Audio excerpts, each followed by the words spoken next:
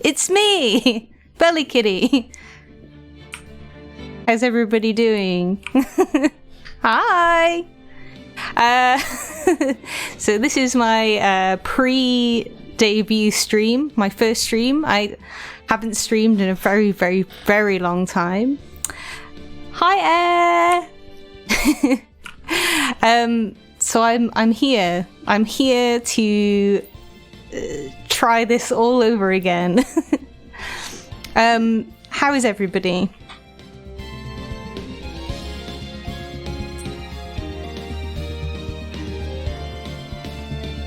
Everybody been having a good day? I'm very nervous. Very nervous indeed. Very full after dinner. Well, obviously. Was it a good dinner? That's the main thing. Was it good?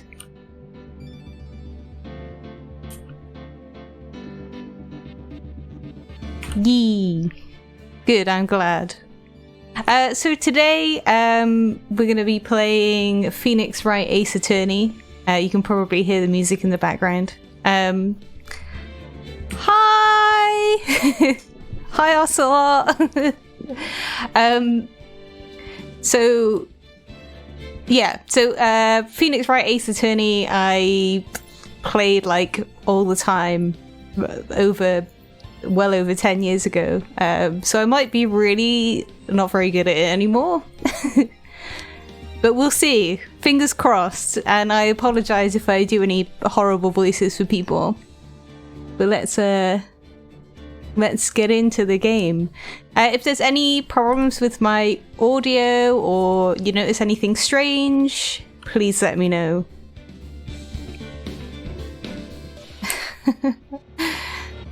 Okay, so we're gonna make a start. So this is the game, obviously.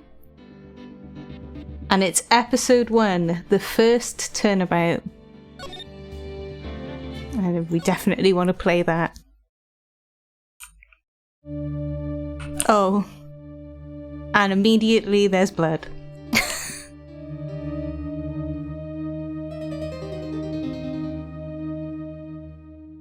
Oh god, she's dead, I think. Damn it. Why me? I can't get caught. Not like this. Oh god. I've got to find someone to pin this on. Someone like him. Oh no. I'll make it look like he did it. Oh shiz. So it's August 3rd, 9:47 AM, District Court, Defendant Lobby number 2.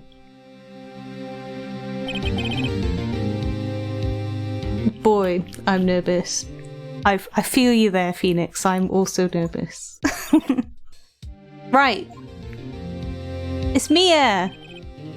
Oh, hiya, Chief. Phew. I'm glad I made it on time. Well, I have to say, Phoenix, I'm impressed. Not everyone takes on a murder trial right off the bat like this. It says a lot about you. And your client as well. Thanks. Actually, it's because I owe him a favor. A favor? You mean you knew the defendant before this case? Yeah. Actually, I kind of owe my current job to him. He's one of the reasons I became an attorney. Natural causes, blunt transformer. Well, that's news to me. I want to help him out any way I can. I just really want to help him. I owe him that much. It's over! My life, everything. It's all over. Is that your client screaming over there? Yeah, it's him. Death! Despair! Oh! I'm gonna do it! I'm gonna die! It sounds like he wants to die. Yeah. Nick! Hey there, Larry. Dude, I'm so guilty. Tell them I'm guilty. Gave me that death sentence. I ain't afraid to die. Oh, what's wrong, Larry? This guy is intense, okay? Oh, it's all over. I'm finished. Finished! I can't live in a world without her. I can't. Who took her away from me, Nick? Who did this? Oh, Nick, you gotta tell me. Who took my baby away? The person responsible for your girlfriend's death? The newspapers say it was you. Quite clearly, as we know, he has been framed. Hi, Gandalf! Hello! My name is Phoenix Wright.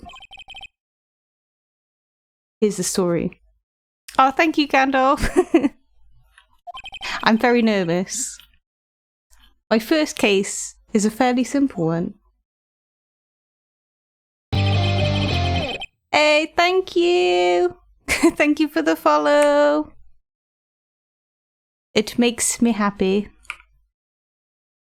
As we look at this lady who definitely has passed away from natural causes, as Ocelot thinks. His ketchup is very red. I'm excited and nervous, Gandalf. It's very scary.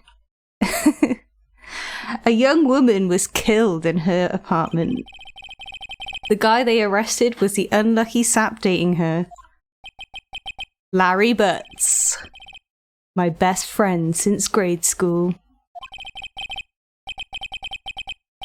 Our school had a saying, when something smells, it's usually the Butts.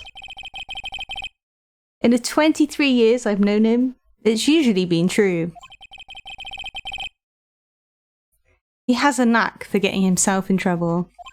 I mean, he does look like the kind of guy that would get himself in trouble, to be fair. One thing I can say, though, it's usually not his fault. He just has terrible luck. But I know better than anyone that he's a good guy at heart. And that I owe him one, which is why I took the case to clear his name. And that's just what I'm going to do.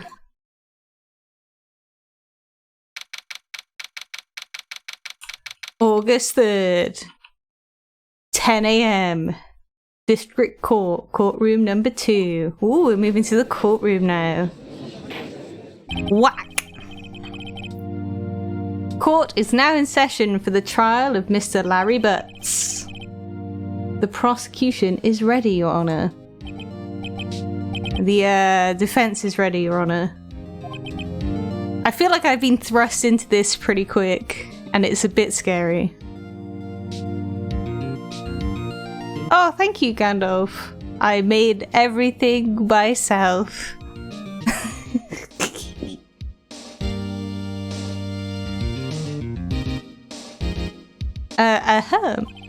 Mr. Wright? This is your first trial, is it not? Yes, Your Honor, I'm a little nervous. Your conduct during this trial will decide the fate of your client. Murder is a serious charge. For your client's sake, I hope you can control your nerves. Thank you, Your Honor. I've definitely, been just thrust into this situation of trying to clear someone from being murdered. Oops, I don't think I just read the last thing. I think he said, Mr. Wright, given the circumstances, I think we should have a test to ascertain your readiness. Yes, Your Honor. Gulp. Hands shaking, eyesight fading, palms sweaty, mom sketty. The test will consist of a few simple questions. Answer them clearly and concisely. It's Kevin from accounting. Defend this murder trial. Yeah, pretty much. This test will consist of a few simple questions. Answer them clearly and concisely. Please state the name of the defendant in this case. Well, that's Mr. Larry Butts. He's our friend. The defendant? Well, that's Larry Butts, Your Honor. Correct. Just keep your wits about you and you'll do fine. Next question. This is a murder trial. Tell me, what's the victim's name? They haven't actually told us the victim's name yet. But apparently Phoenix knows what it is. Phew! I know this one. Glad I read the case report cover so many times. It's... wait. Uh-oh. No, wait, I forgot. I'm drawing a total blank here. The dinner lady with the ketchup. Phoenix, are you absolutely sure you're up to this? You don't even know the victim's name? Oh, the victim, of course I know the victim's name. I actually don't. I just forgot temporarily. I think I feel a migraine coming on. Look, the victim's name is listed in the court record. Just press tab to check it at any time. Oh. Ah, Cindy. Cindy Stone. Okay. So we've got the record. So this is just the court record, and then we have profiles that we can look at as well by pressing R. So this is the victim. And cause of death, loss of blood due to blunt trauma. Excellent. Remember to check it often. Do it for me, please. I'm begging you. Mr. Wright, who is the victim in this case? Well, now that we know, it's definitely not Cinder Block, it's Cindy Stone. The victim's name is Cindy Stone. Correct. Now tell me, what was the cause of death? She died because she was... Yes, Gandalf, if you've never played this game before, it is absolutely filled with puns. She was hit with a blunt object. She was struck once by a blunt object. Correct. You've answered all of my questions. I see no reason why we shouldn't proceed. You seem much more relaxed, Mr. Wright. Good for you. Thank you, Your Honor. Because I feel relaxed, that's for sure.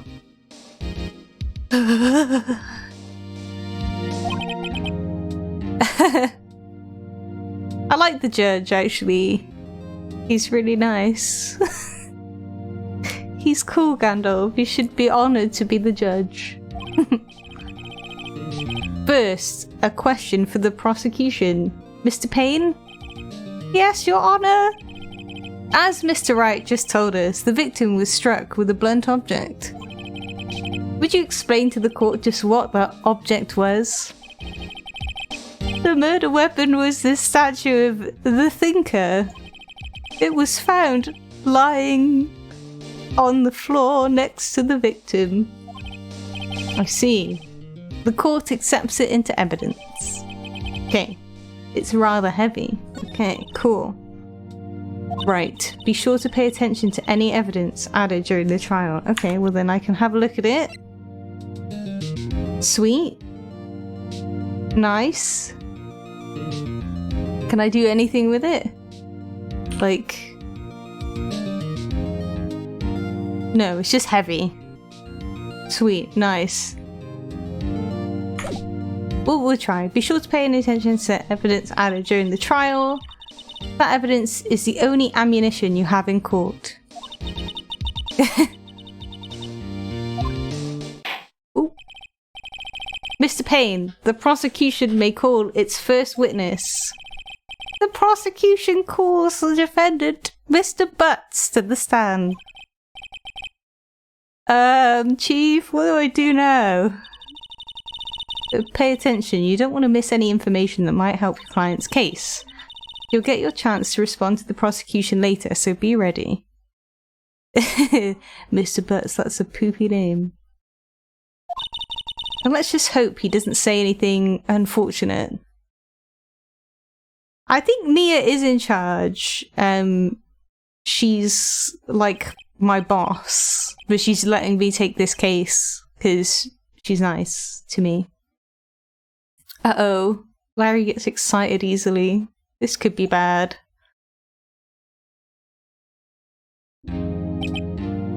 Ahem.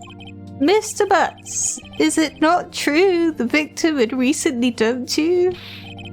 Oh my god, he's so intense. He's like super intense. Jeez Louise. Hey, watch it, buddy. We were great together. We were Romeo and Juliet, Cleopatra and Mark Anthony.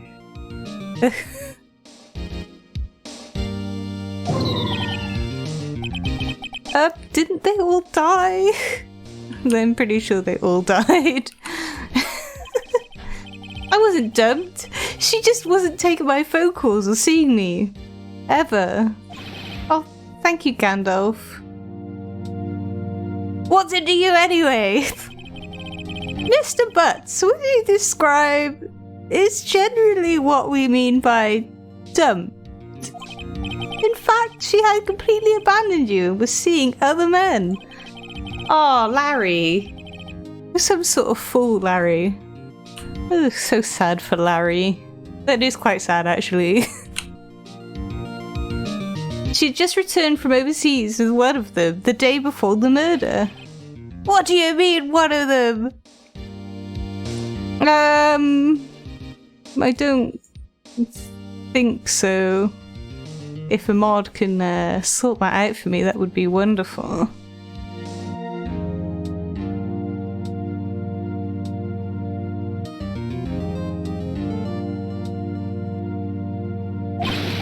It lies. All of it lies. Couldn't believe a word of it. Your Honor, the victim's passport. According to this, she was in Paris until the day before she died. Oh my god. More evidence I've got to look at. Yes, thank you for getting rid of the bot. Indeed, she appears to have returned the day before the murder. Let's have a look at that, shall we? The victim apparently arrived home from Paris on the 30th of July, the day before the murder. Okay.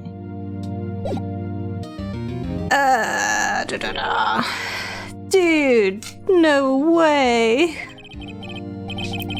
The victim was a model, but she didn't have a large income. It appears that she had several sugar daddies.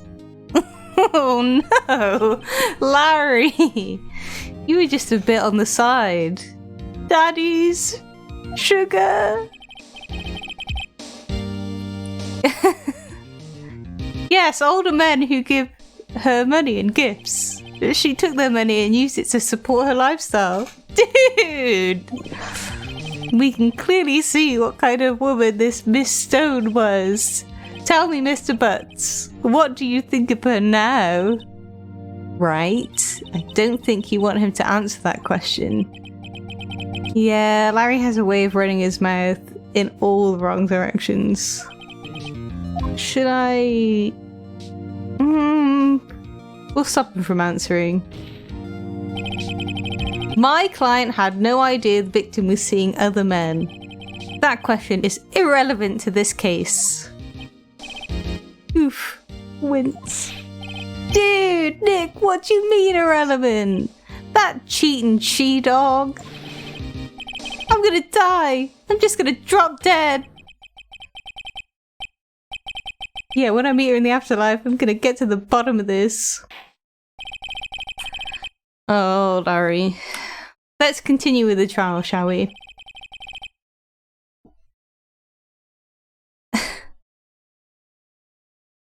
I'm Larry's lawyer. I'm his attorney. So Payne is the prosecution, and I'm the defense attorney. I believe the accused motive is clear to everyone. Yes, quite. Oh boy, this is not looking good. Next question.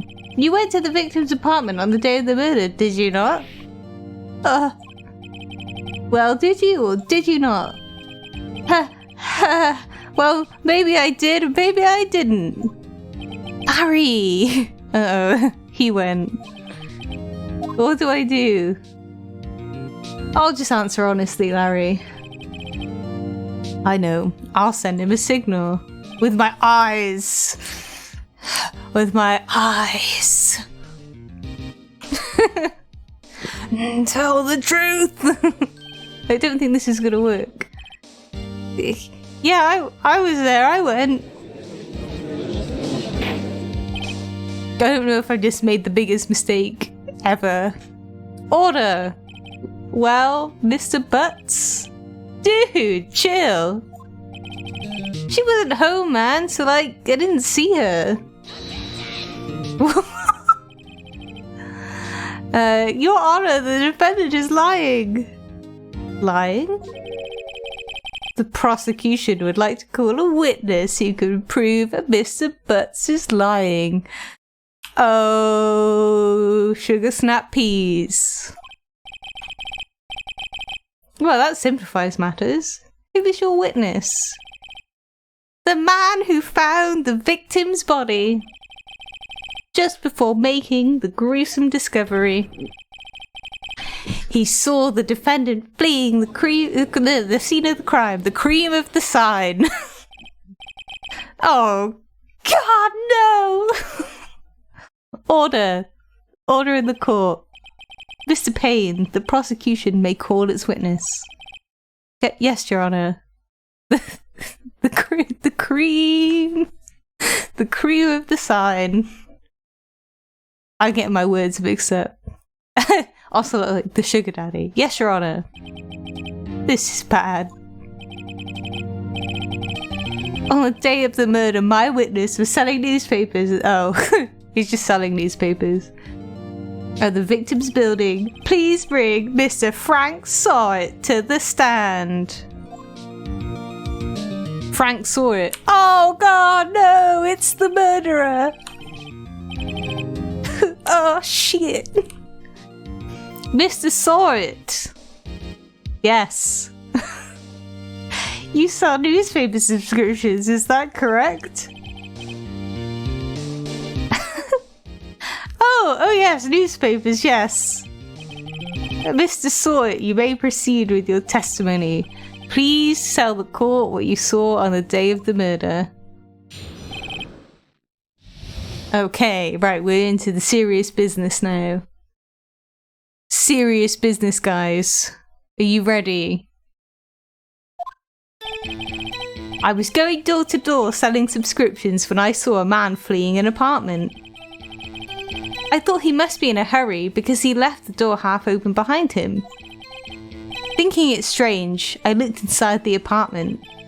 Then I saw her lying there, a woman, not moving, dead. I quailed and fright and found myself unable to go inside. I thought to call the police immediately. However, the phone in her apartment wasn't working. I went to a nearby park and found a public phone. I remembered the time exactly. It was 1 PM. The man who ran was, without a doubt, the defendant sitting right over there. This is not looking good.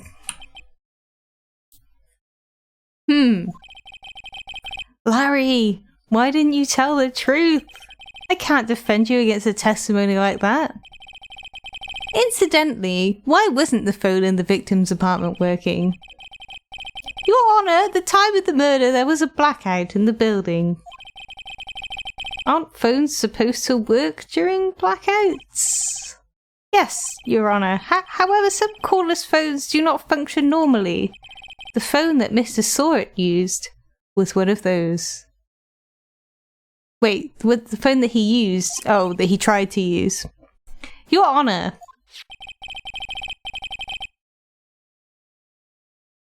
Yeah, that's suspicious, Gandalf, to be fair. He didn't go inside, but he realised the phone inside didn't work. Yeah, that's dodgy, because quite clearly the phone was inside. I have a record of the blackout for your perusal. So the building was out from noon till 6 p.m. on the day of the crime. Okay. Now, Mr. Wright. Yes, Your Honor. You may begin your cross-examination. Cross-examination, Your Honor? Okay, so Phoenix is an actual attorney, but he doesn't know what cross-examination is, which is slightly worrying. And I'm controlling him. And I also am not a defense attorney. But it's fine. Mia's gonna help us. Alright, right. This is it. The real deal. What exactly am I supposed to do? Why, you exposed the lies in the testimony the witness just gave. Lies? What, he was lying? Your client is innocent, right? Then the witness must have lied in his testimony. Or is your client really guilty? Ah, how do I prove he's not? You hold the key. It's in the evidence. Yes, we use the evidence. Compare the witness's testimony to the evidence at hand. There's bound to be a contradiction in there.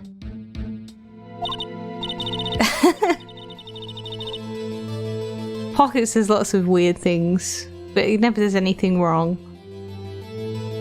First, find the contradictions between the court record and the witness's testimony. I've done nothing! Then once you've found the contradicting evidence, present it and rub it in the witness's face.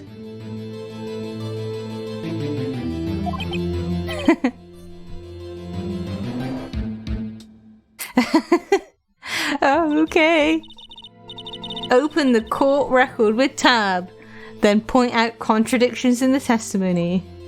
Well, let me get to the cross-examination first while I have a little sippy sip of my drink.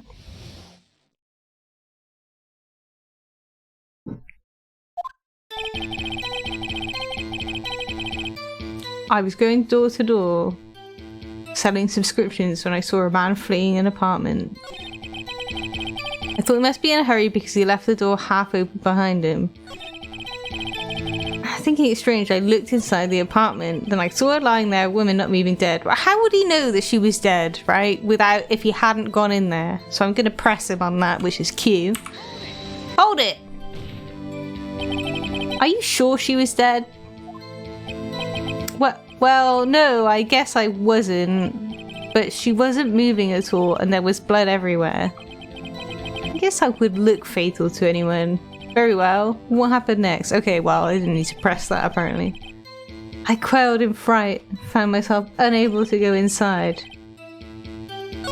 The phone in her apartment wasn't working. Okay, so this is where we can press to be like, how did you know it wasn't working if we didn't go inside? The phone in her apartment wasn't working? Yes, I mean, no, it wasn't, right. But you said you didn't go into the apartment, or did you? Oh, that? I can explain that. See, look, Gandalf, he's gonna have a reason how he managed to find out the phone wasn't working. There was a cordless phone on a shelf in the entranceway. I reached inside and tried using that to call. And that phone wasn't working, correct? What happened next? Okay.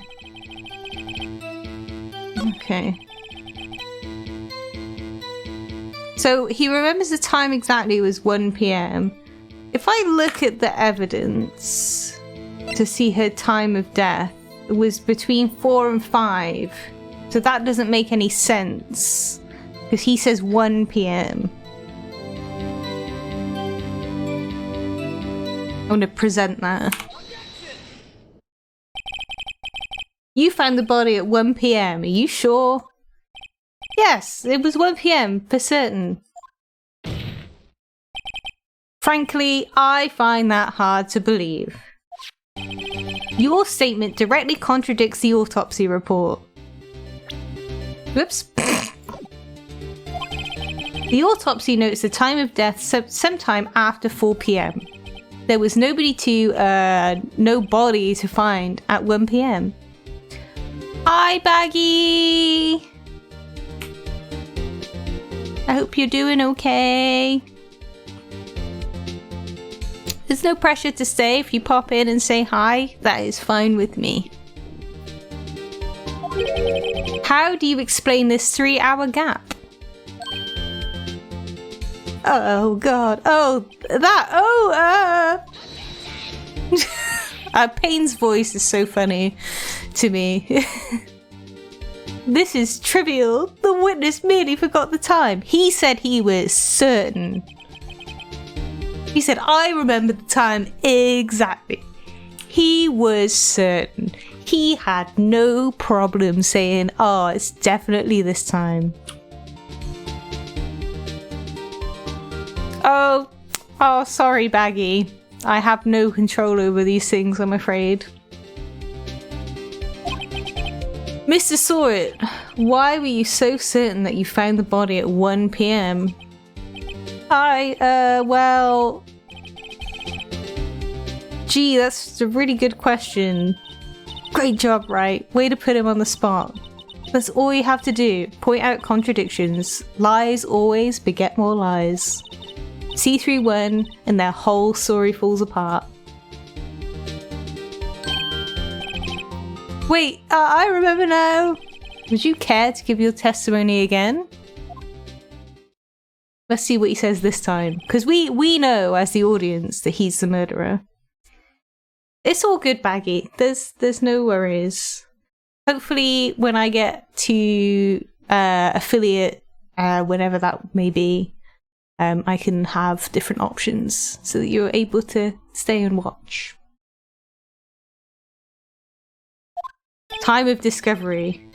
You see, when I found the body, I heard the time.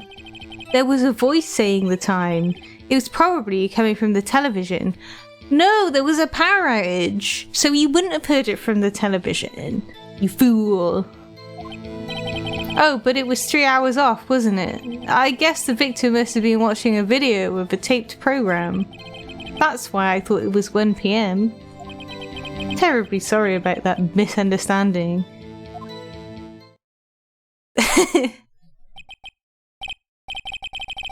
So I, probably just over 10 years ago, I was absolutely obsessed with the Phoenix Wright games. I used to take them to school and play them on my DS.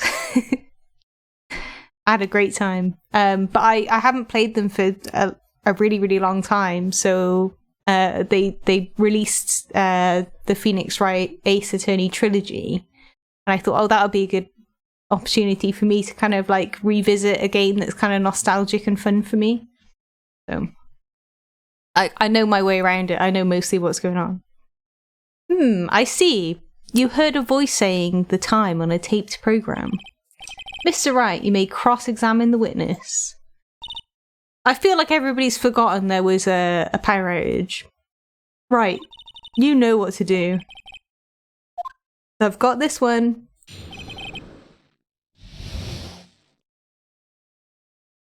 The time of discovery. Right.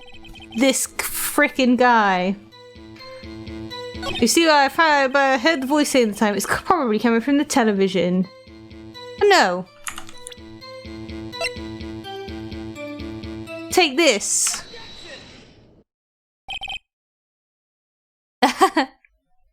Hold it right there. The prosecution has said there was a blackout at the time of the discovery, and this record proves it. He's sweating now. He's sweating now. You couldn't have heard a television or a video. Oof. The defense has a point. Do you have an explanation for this, Mr. Sawit? No, I find it quite puzzling myself. Quite. Wait, I remember now. Mr. Sawit? The court would prefer to hear an accurate testimony from the very beginning. These constant corrections are harming your credibility. That, and you seem rather distraught. My apologies, Your Honor. It must have been shock of finding the body. Very well, Mr. Sawit. let's hear your testimony once more, please. Right, here we go again. Hearing the time. Actually, I didn't hear the time, I saw it. Ah, that's his name. There was a table clock in the apartment, wasn't there? Yeah, the murder weapon. The killer used it to hit the victim. That must have been what I saw. What do you mean? The thing that killed the victim was this. It's a statue. That must have been what I saw. What? This guy's talking rubbish. You saw a clock? I guess that would explain it. The defense may cross-examine the witness. Gladly. Tell me where the clock was, because I don't understand how he thinks a statue is a clock. Okay, we don't need that bit. The table clock in their apartment. Okay, yeah, the murder weapon. The killer used it. Right, I'm gonna press him. What do you mean? The murder weapon? Yes, the table clock that was used as a weapon. That's what I just said. Did you doze off in the middle of my testimony or something? Something's fishy here. Right, go back one.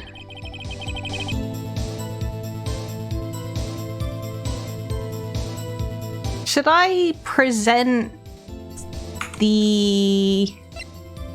Yeah, I'm gonna present the statue. Yeah, how does he know what the murder weapon was if he's just a witness and he just came upon the body? He's incriminating himself. Wait just a moment. The murder weapon wasn't a clock. It was a statue. Now how is this supposed to be a clock? What, you with your objections and your evidence? Just who do you think you are? Just answer the question, Mr. Saw It. Hey, I saw it there, okay? That's a clock. Your Honor, if I may. Yes, Mr. Payne. As the witness stated, this statue is indeed a clock. The neck is a switch, you just tilt it and it says the time out loud. So you'd have to press it and yeah. He'd have to like touch it and press it for it to tell the time, right? As it doesn't look like a clock, I submitted it as a statue. My apologies. Oh, Payne, you fool. I see. So the murder weapon was a table clock after all. Exactly, Pockets. Exactly. You'd have to go inside, touch it all up. This guy is a class act. Well, Mr. Wright, it appears that the witness's testimony was correct. This is a clock. Do you have any problems with his testimony now? Yes, I do. Your Honor, there's a gaping hole in this witness's testimony. The only way he could have known the weapon was a clock is to hold it in his hand. Yet the witness testified that he never entered the apartment. Clearly a contradiction. Indeed. Their crime scene investigation, not very good. Right, he went in, the witness knew it was a clock because he went into the apartment. You're lying. You were inside the apartment on the day of the murder. Oh yeah? Prove it. Prove I went in there. I'll do better than that. I can prove you were the one who killed her. You struck her with the clock, and the shock to the blow triggered the clock's voice. That was the sound you heard.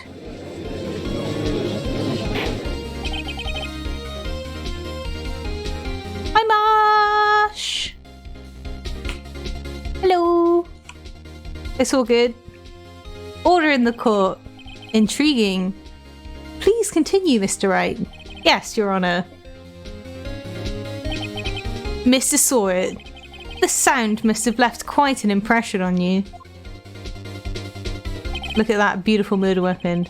Understandable since the murder weapon spoke as you hit the victim. That voice was burned into your mind. That's why you were so certain about the time.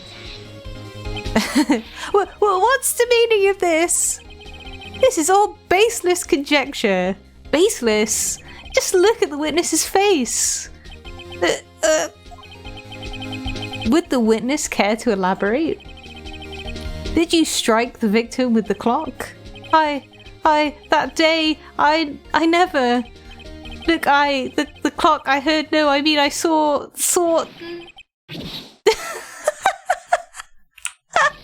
Oh my god. Shut up. I hate you. I think he might have been a sugar daddy. I think Ocelot was right. It was him, I tell you. I saw him. He killed her and he should burn. Burn! Give him death!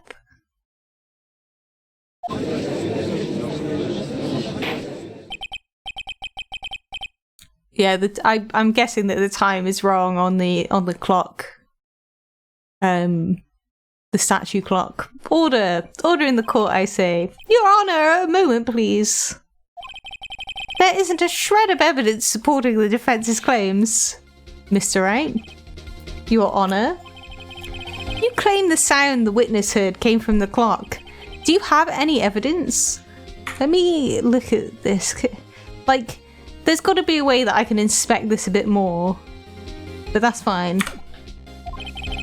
The whole case is riding on this. I'd better think through it carefully. Your Honor, the sound Mr. Sawyer heard was definitely this clock. A fact which is clear if you simply try sounding the clock. Now, when we say try sounding the clock, we mean we're trying to listen to it, Pockets. Before you make any jokes.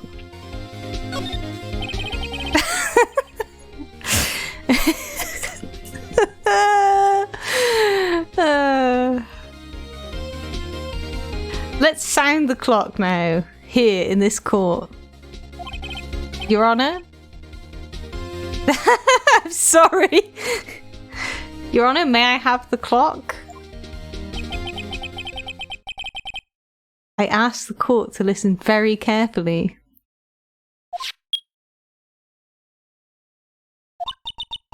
I think it's 8:25. That's certainly a strange way to announce the time. Well, he is the thinker after all.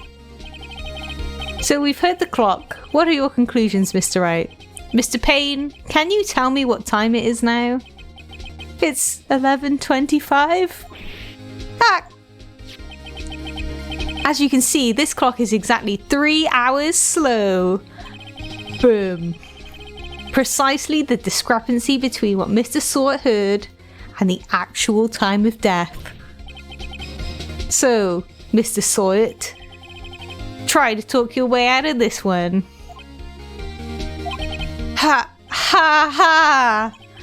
You forgot one thing. Uh-oh. What's he talking about now? While it may seem the clock is running 3 hours slow, it proves nothing. How do you know it was running 3 hours slow on the day of the murder? If you can't prove that, you don't have a case. He's right. Damn. How am I going to prove that? Damn it, I was so close. Mr. Wright, it seems you lack the critical evidence to support your claim. Oh, yes, Your Honor. This means I cannot let you indict the witness. Unfortunately, this ends the cross-examination of Mr. Frank Sawyer. Oh no! I came all the way down here to testify and look what happens. You treat me like a criminal. A criminal! You lawyers are all slime. Grrr. I almost had him. That's a bit depressing. Like, this is our first case and he's just gonna get away with it. Sorry, Larry. I failed you. There's nothing I can do about that now. Oh, I must have something. Oh, Mia's come in. Not so fast, Mr. Sawyer. Mia! You're amazing. Mia, I mean, Chief, listen up, Wright. Don't throw this one away. Not like this. think. But Chief, it's over. I can't prove the clock was slow on the day of the murder. Nobody can prove that. Well, no, her time of death was between 4 and 5, and the clock said it was 1. Well, yes, but that doesn't mean you can't still win. Try thinking outside the box. Don't waste time doubting the facts. Assume the clock was 3 hours slow and think through it. Ask yourself, why was the clock 3 hours slow? Figure out the reason and you'll have your proof. Because of the... No, it wouldn't be from the blackout, would it? Right. Can you think of a reason why the clock would be 3 hours slow? Sure I can. Wait, maybe I can prove it. What does my court record say?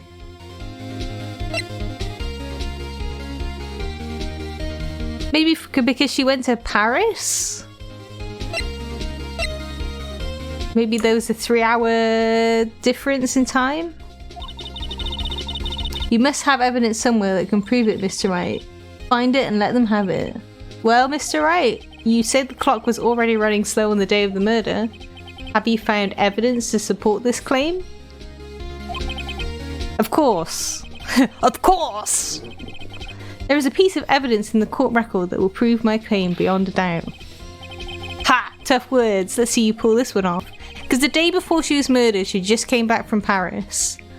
So I'm going to put... I'm going to bank on it's going to be this. Because there's a 3-hour difference. Even though apparently they live in the United States of America. I think it's more than 3 hours. But I'm going to present that. The victim had just returned home from abroad the day before the murder. As we all know, the time difference between here and Paris is 9 hours. Then it's 4 p.m. When it's 4 p.m. here, it's 1 a.m. the next day. Ah, ha ha! I'm amazing. The clock wasn't 3 hours slow, it was 9 hours fast. The victim hadn't reset her clock since returning home. That's why the time you heard when you struck her dead in her apartment was wrong. She took that weird freaking clock all the way to Paris with her? I'd be embarrassed, man. Proof enough for you, Mr. Saw It? Or should I say, Mr. Did It? Oh, he's having... Oh, God.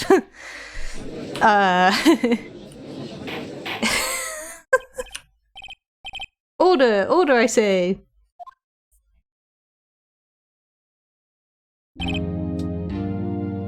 Well, this case has certainly turned out differently than we all expected. Mr. Payne, your witness, he was arrested and has been taken away, Your Honor. Ha! Got him arrested. Very well. Mr. Wright? Yes, Your Honor? I have to say I'm impressed. I don't think I've ever seen someone complete a defense so quickly. I don't think I was that quick, to be honest. And find the true culprit at the same time. Thank you, Your Honor. At this point, this is only a formality, but this court finds the defendant, Mr. Larry Butts, not guilty. Which is amazing. That's really good. Yay! And with that, this court is adjourned. Hey, we just completed our first court case. Yay! It turns out that Frank Saw It was a common burglar. He posed as a newspaper salesman to check and see when people were out of the house. That day, when Larry went to her apartment, the victim wasn't home. After he left, Mr. Saw It let himself in to do his dirty work. While he was searching her place, the victim returned. Flustered, Mr. Saw It grabbed the nearest blunt object he could find.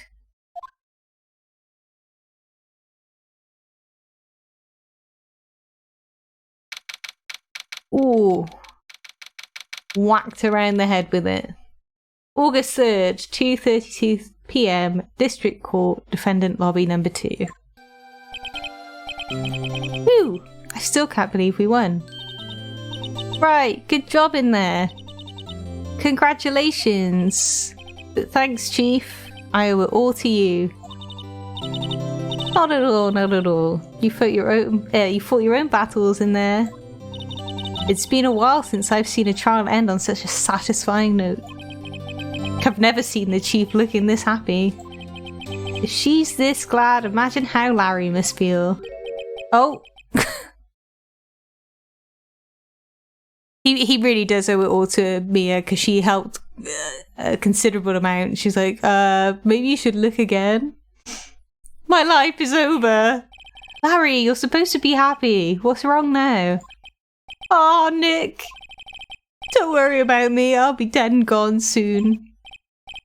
Good, wait, no, I mean bad, bad, bad, bad! Larry, you're innocent. The case is closed. But my Cindy Windy's gone, man. Gone forever.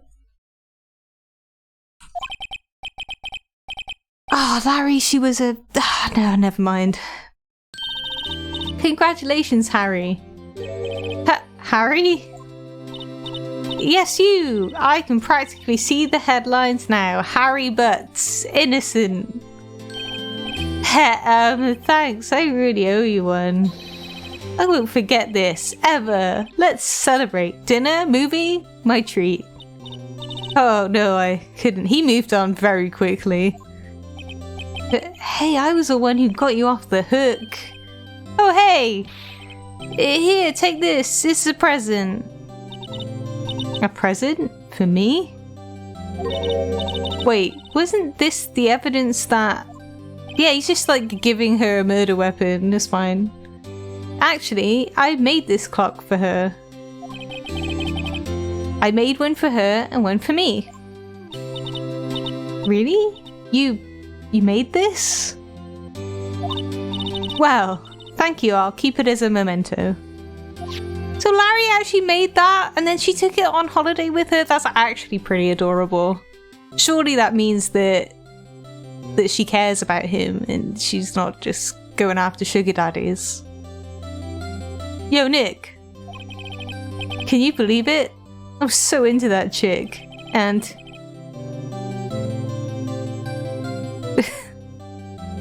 cared. And now she was just... and she was just playing me for a fool. Don't that make you just want to cry? Larry.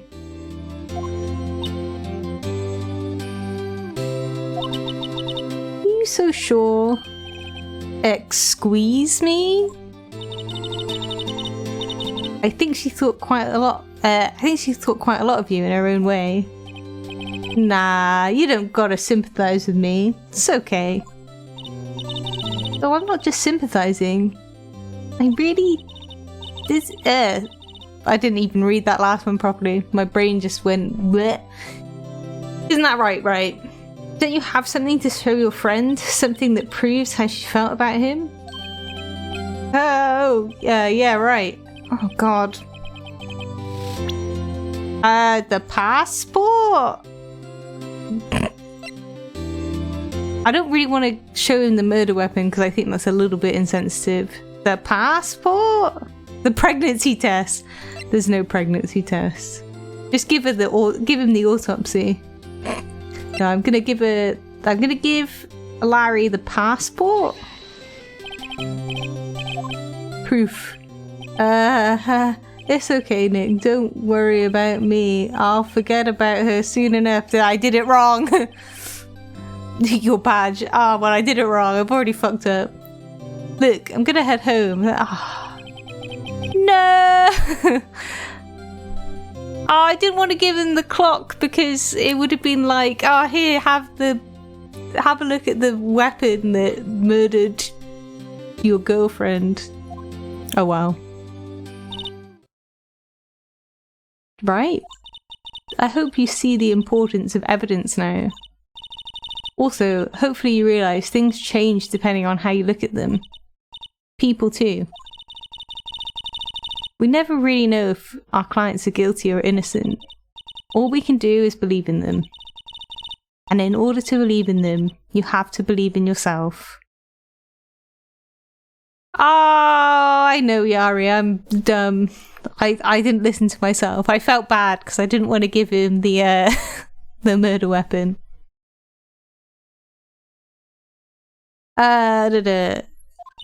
Right. Listen, learn, grow strong. Never let go of what you believe in. Never. Well, I think our work here is done. Shall we be off? Yeah, I guess so. Say, how about dinner? On me. We'll drink a toast to innocent butts. Yeah. Oh, speaking of Harry, you were saying part of why you became a lawyer was because of him. Yeah, part at least. You'll have to tell me more about it sometime. Maybe over drinks. Am I gonna be dating this woman? Interesting. She's my boss. She's my boss. And so my first trial came to a close. Larry slapped me on the back and said, "Gee, Nick, it's good to have friends." And I'm pretty sure he's not going to pay us unless you count the clock he gave me a... I didn't know it then, but that clock was soon going to be at the centre of another incident. And my promise to tell the chief about me and Larry would be one promise that I wouldn't be able to keep.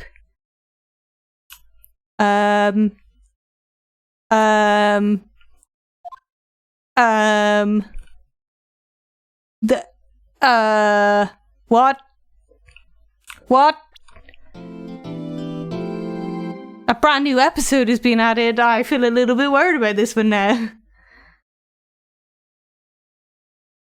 We'll save our progress. Oh, the thrilling content. I do apologize. Oh.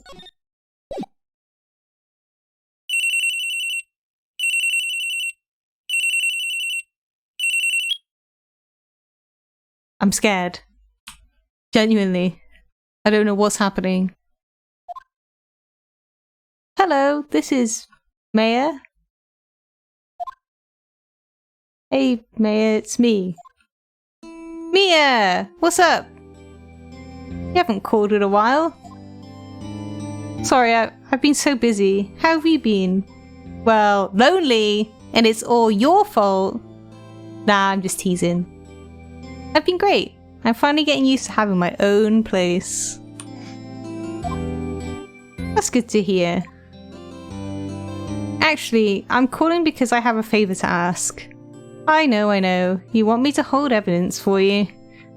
Sharp as always. There's a lot of buzz about the upcoming trial. I just don't feel safe keeping the evidence here. I gotcha. So what is it this time? It's a clock. A clock?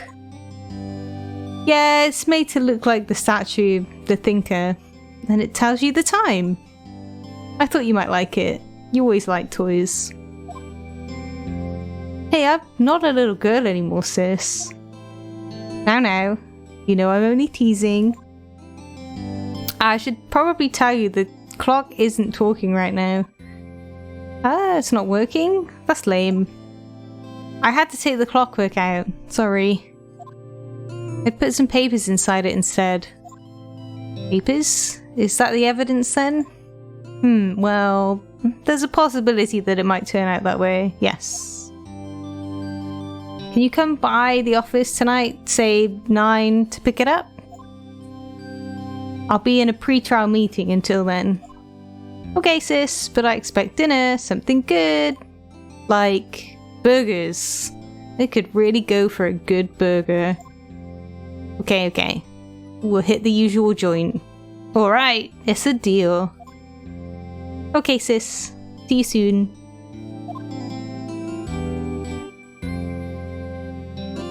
Yep, I'll be waiting, Maya.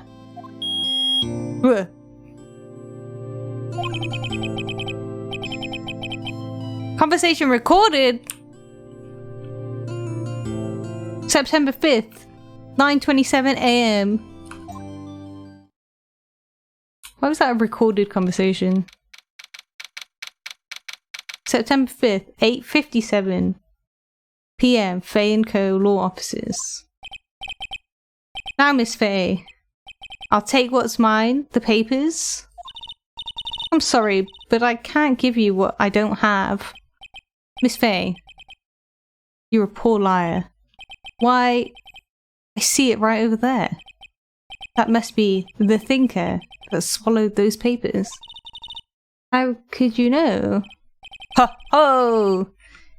You are not oh my god.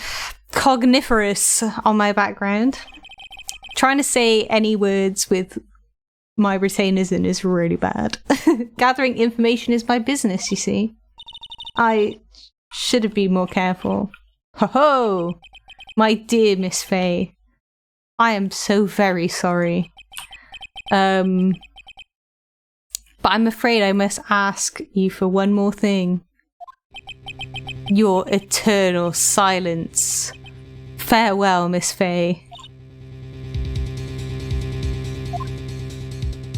Oh god!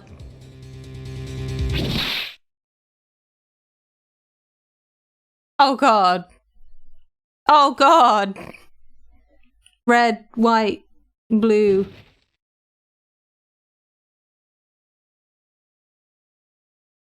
Oh god. September 5th, 9:08 PM. Faye & Co. Law Offices. Uh-oh. I'm late. That's strange. Guess the chief left without me. You said his sister was coming over, so we should all go out for dinner. Oh god, Phoenix is gonna find the body. This is really sad. What's that smell? Blood? Mia! Maybe she's in her office. Oh. I'll go, yes. We'll go to the office. I didn't realize I could do that. That smell! Blood! Sis! Someone's there. Oh god! Oh god! Chief! Chief! Chief!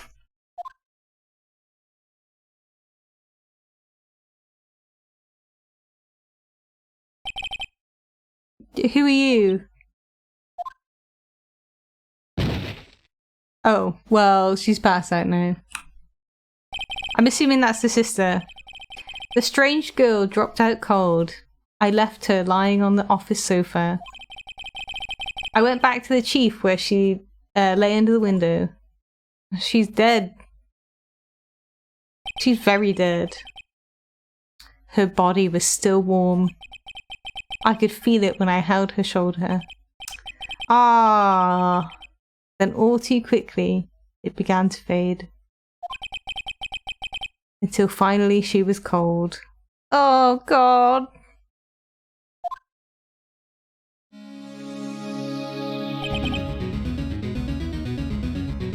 Chief?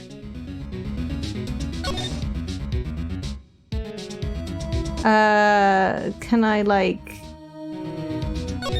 look at it's encrusted with dry blood. How ironic this became the murder weapon again. No clues here. She's very dead, I'm afraid.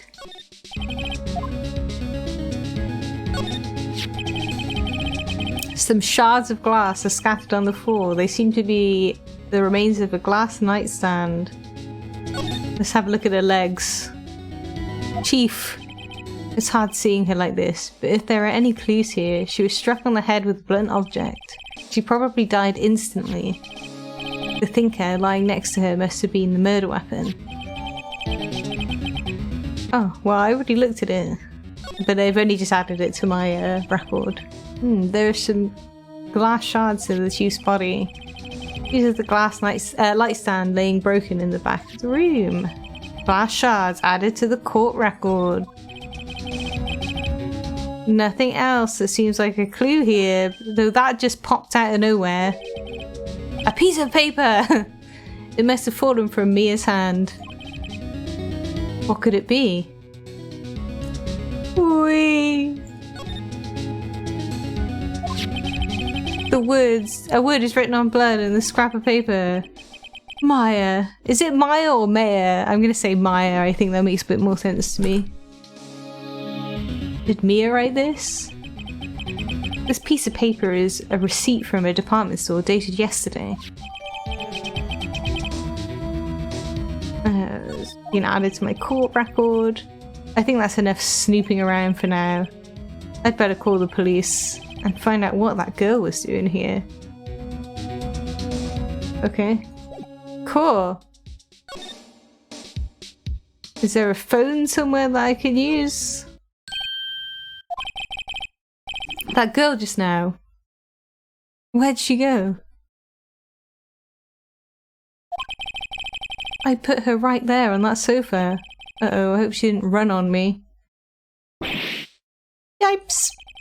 Don't scare me like that. Excuse me, but who are you? It's okay. I work here. Maya. Maya Faye. Maya Faye? Maya? So Mia was writing this girl's name. Maybe I should show her the receipt. I never thought there'd be a use for evidence like this outside the courtroom. Okay, I'll show her the receipt. Before Mia died, she wrote a message with her own blood. She wrote it on the back of this receipt. Oh. That's my name. Why? Why would she write my name? Please just calm down. Why would Sis write my name? Uh-oh, now I've done it. I'd better hurry up and call the police. I don't really want to show her any more things. Let's just talk to her. So you're the chief's sister. I'm her younger sister. And you were here visiting this late at night?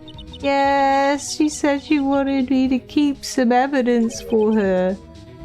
Evidence? Yeah, it was that clock. It was the thinker. Oh.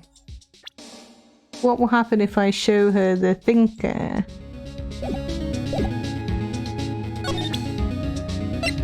Would you like to look at this murder weapon that murdered your sister? The thinker. That was... oh, Sis. Probably shouldn't have asked her about the murder weapon. Oh, okay.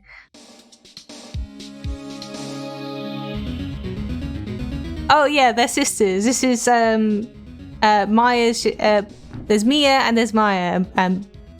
Mia is the one that's dead, and Maya is the one that we're talking to now. This was lying next to the chief. I know, I saw it there too.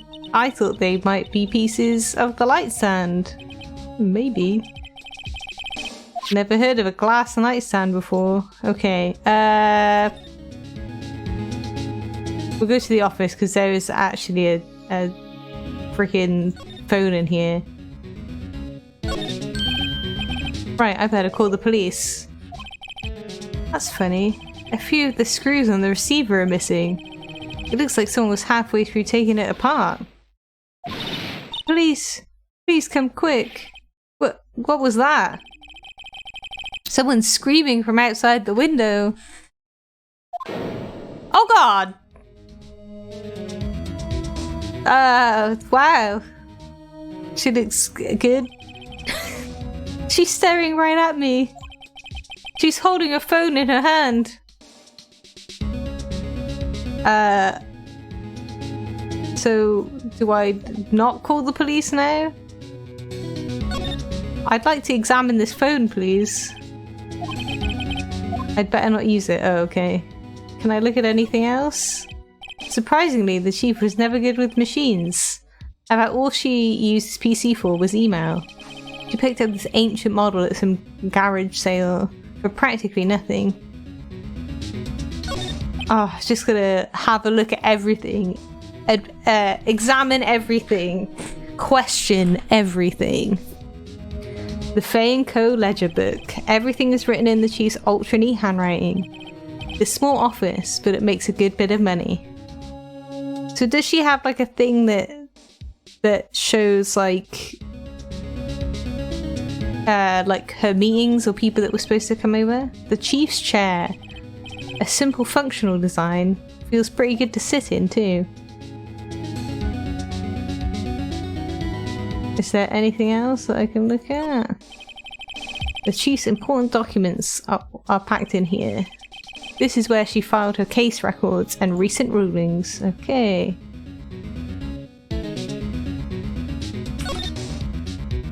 Oh, I'm gonna look at a dead body again. It's painful to look, but I have to for Maya's sake. Mia, sorry. Maya, I'm getting confused now. They've both got really similar names.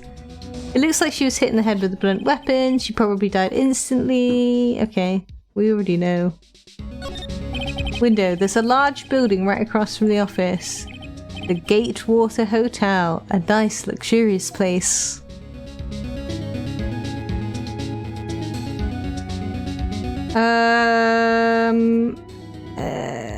Can I look at anything else? Okay, no. I'm gonna move back into the main office space and... Oh, here we go. The police. Yeah, I think you are supposed to leave these kinds of investigations to, like, the police, but apparently we're doing it, so... Wee wee wee wee. The police! Sounds like they're coming this way. Freeze! Police! Alright, I'm Detective Dick Gumshoe, see? Gumshoe? What an odd name. We received a report from the building across the way, see? Got a person saying they saw a murder. There must have been that woman I saw. Pink lady. Anyway, I don't want either of you moving 1 inch, okay? Great. Just great. Maya? Yeah, Maya. Wait.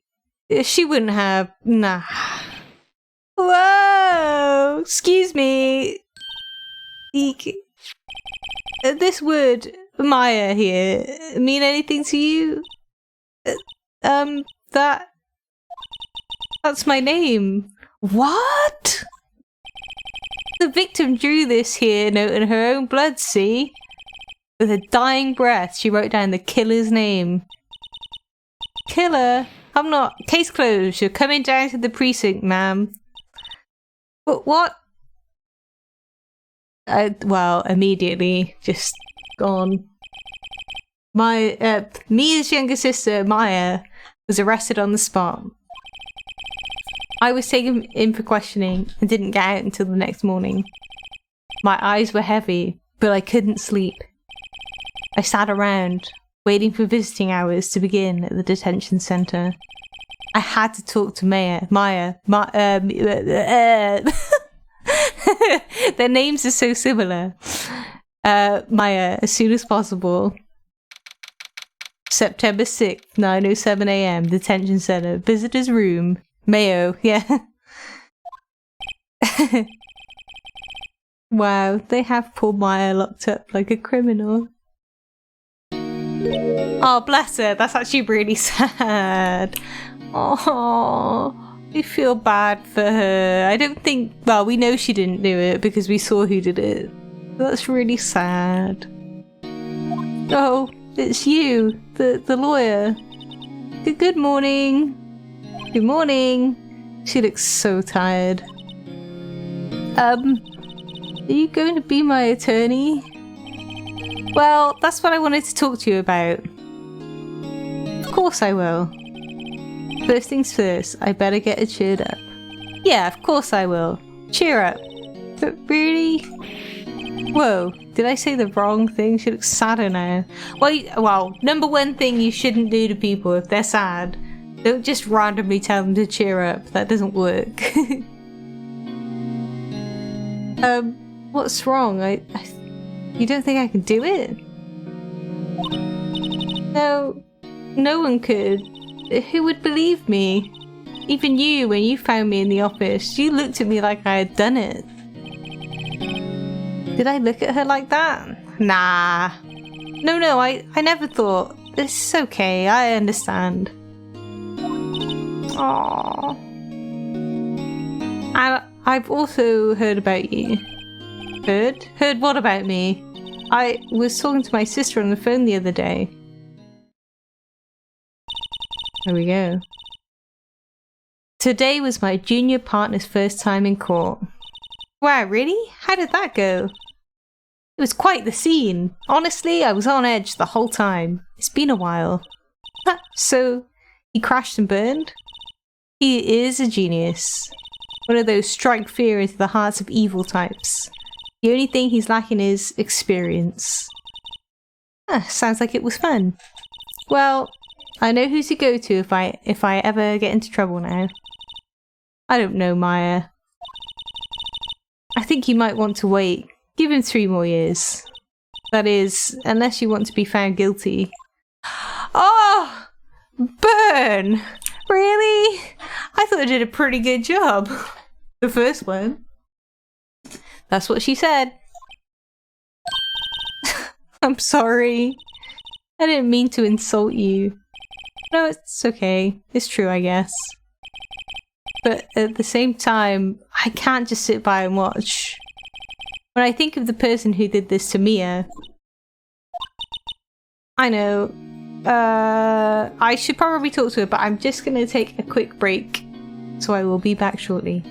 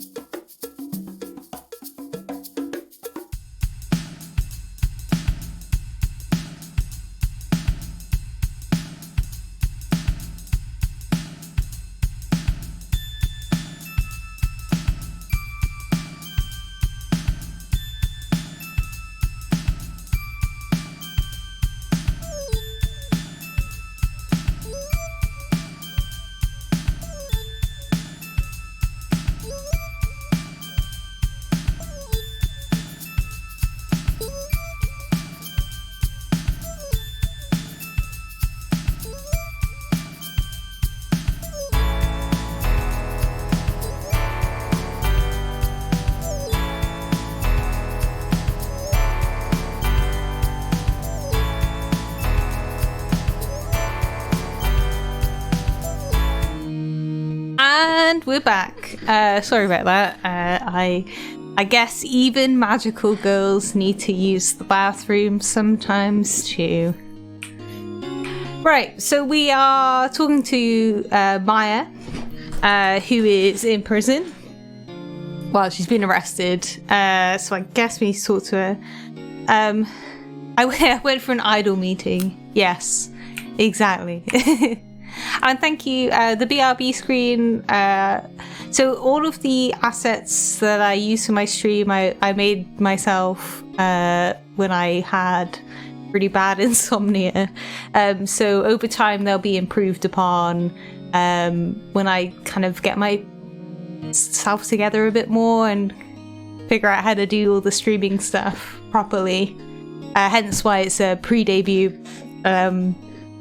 And I will slowly work to improve things for a full debut, where I will probably have a 3D model instead of my PNG tuber. So Pockets has done all of the music that I use within my stream assets, but all the artwork is by me, unless stated otherwise.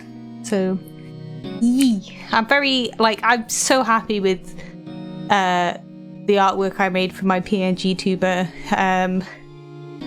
And currently working on a 3D version at the moment, which is good fun. Right. Yay! Approval from Gandalf. Thank you. I'm gonna talk to her and ask her about the day of the crime. Could you tell me a bit about the day of the murder? Yes. Let's see. That morning, I got a call from my sister. She wanted me to hold on to a piece of evidence for an upcoming trial. Evidence? Yes, that clock shaped like the Thinker. The one Larry made. How could that have been evidence in a case? Right, she said something about that. I remember. Do you want to hear it in her own voice? Her own voice? Yes, I'm pretty sure our conversation is on my cell phone. You recorded it? Yeah, I forgot how to delete those things. Ah, yes. If we have a recording of that conversation, that would be pretty good. So you say you have a conversation with your sister on your cell phone. Let's hear it. Right. Oh. I just remembered that the detective took my cell phone. Sorry. Oh, right. Of course.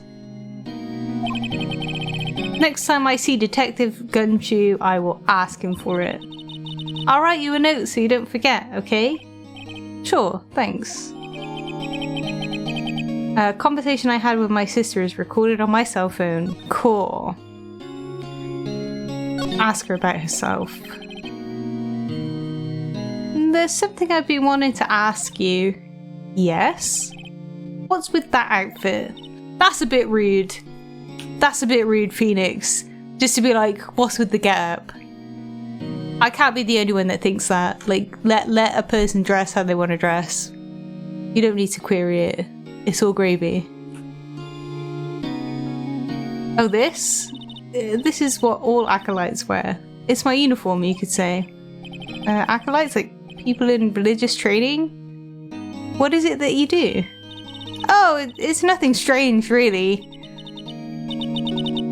No worries, Gandalf. Thanks for tuning in and being here and supporting me. Appreciate it. Thank you. I'm a spirit medium in training. A spirit medium? I'm pretty sure that qualifies as strange. Let's ask her about spirit mediums. So you're an acolyte, medium in training. That's right. The Fae family, especially the women, have always been very sensitive to the spirit world. Wait a second, you said the Fae family? So Mia was into this stuff too? Of course. She left the mountain to follow her career, she said. Woot woot. Her powers were first class too. I had no idea. Wait, what? So you're a real honest to goodness spirit medium with ESP and all that? Yes, in training. Well, can't you contact Mia, I'm getting so confused with their name. Mia's spirit? You can just ask who killed her. I'm sorry. I'm still in training. I couldn't do something on that level. I thought that would be too easy. Something the matter? I was wondering, could I ask you a favor? This is the address of a famous lawyer.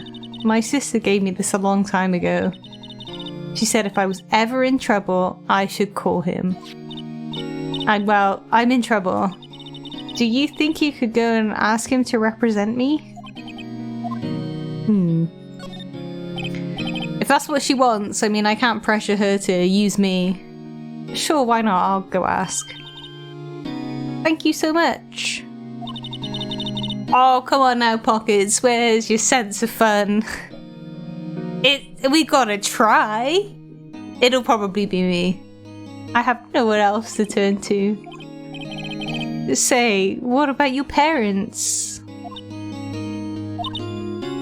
Oh god, I see. Don't worry, leave it to me. Thank you. The trial's tomorrow at 10. What? Tomorrow? Tomorrow. What if this guy refuses? They told me that if I don't find one, the state will pick an attorney to defend me. When will that happen? They're giving me until 4 this afternoon.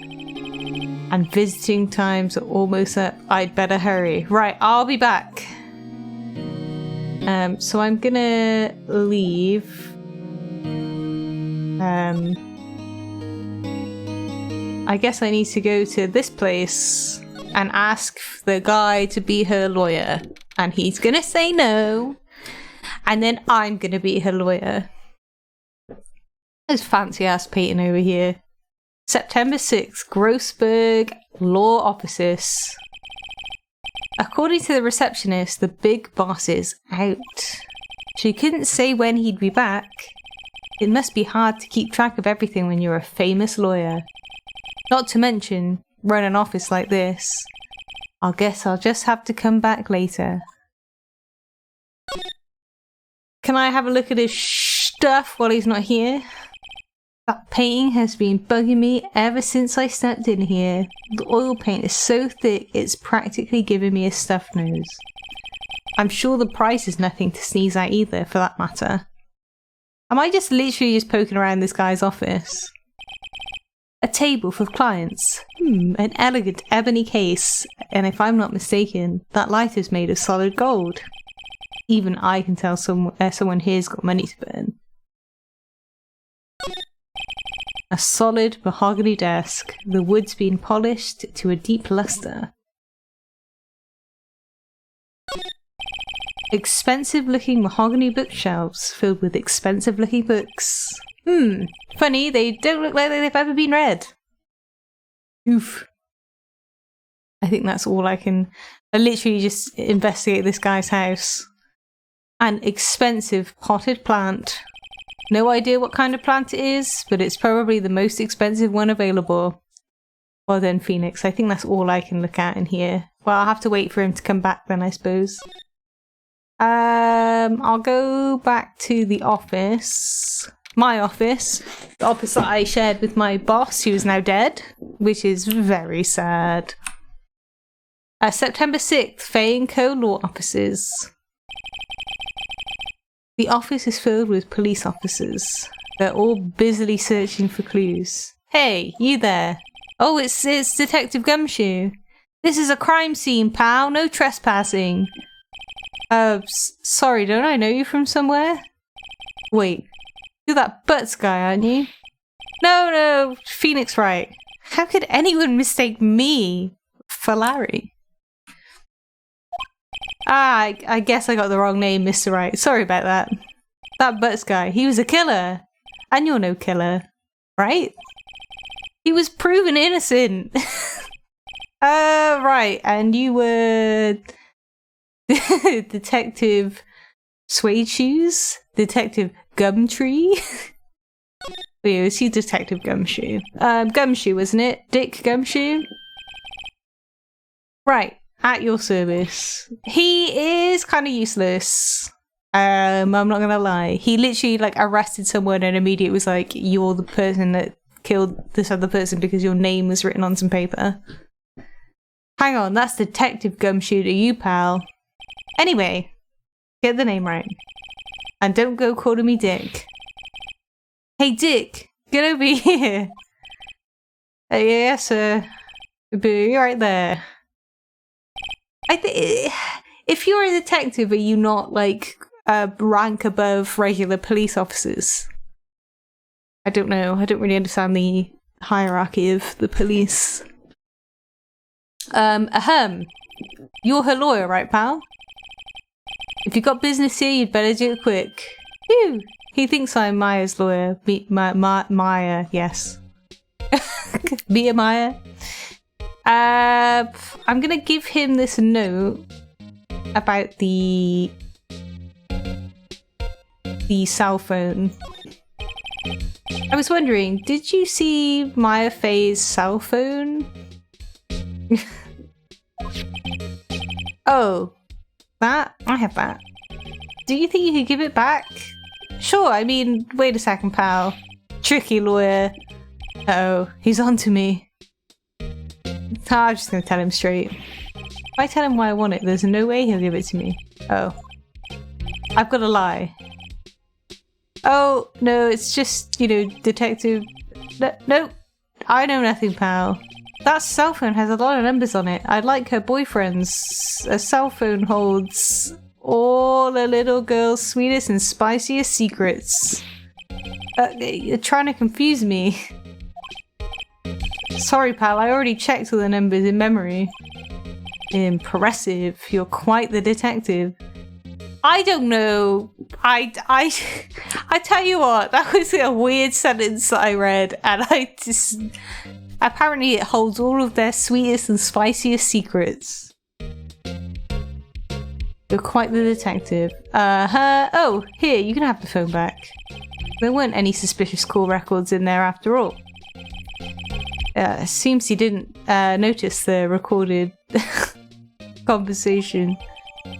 Maya's cell phone, received from Detective Gumshoe. Sweet! Oh, I can, like, how do I check it? By pressing enter. Okay. Oh, cool, it gives you the whole transcript from the beginning of this thing. That's interesting. Cool. And what happens if I talk to this guy? Talk to me about Mia. About Miss Faye. Did you do an autopsy? You want to know the results, eh? Now, don't you look at me like that, pal. It's no use. She might have been your boss, but that doesn't mean you get any special treatment. Alright, alright. You can see the report, but that's all. Hey, okay, so yeah, single blunt trauma. A death was. So if the death was instantaneous,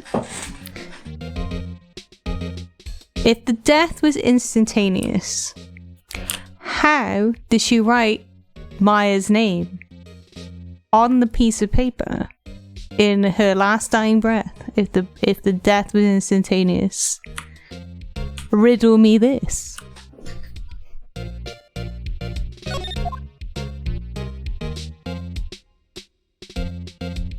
Well, exactly. How is Maya strong enough to kill someone instantly? Well, we saw the person kill her, so we know who did it. About Maya. Yeah, I'm looking forward to the trial. Sorry, pal, but this is one trial you aren't going to win. Why do you say that? The city's put Prosecutor Edgeworth. On the prosecution. Edgeworth.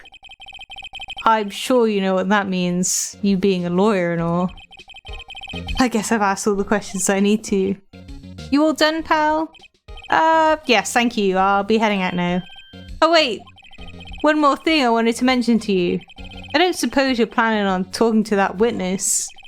Anyway, you'd better not. No influencing the witness with your lawyerly ways, pal. Sure, well thank you for— oh my god, this screenshot.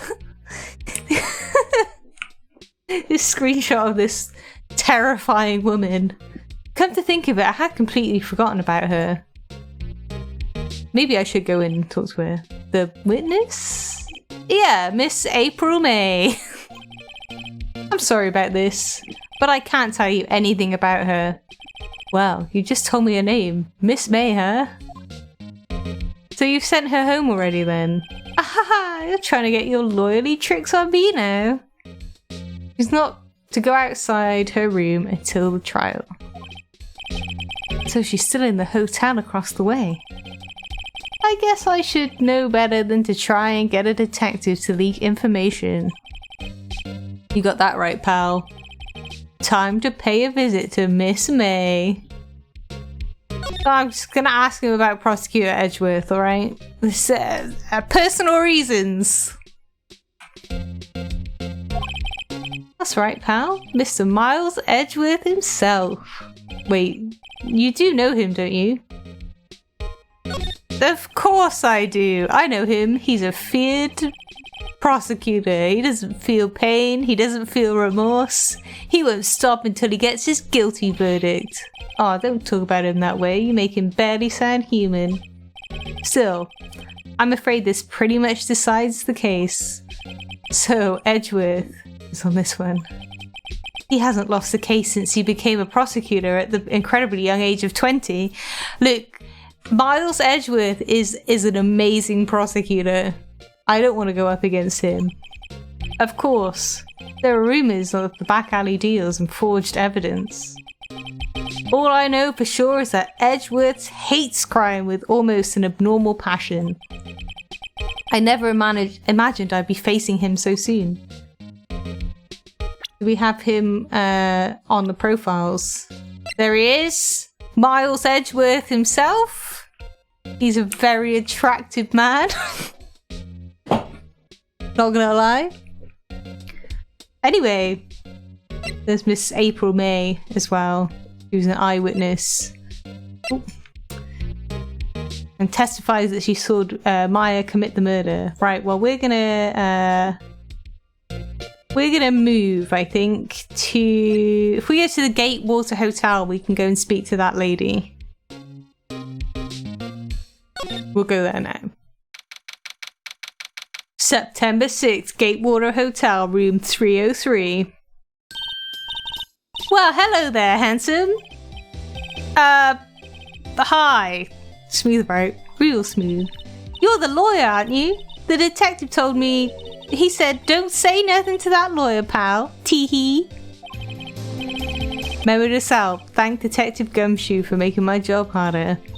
Gee, this is all like something out of a movie. It's all so exciting, I can hardly contain myself.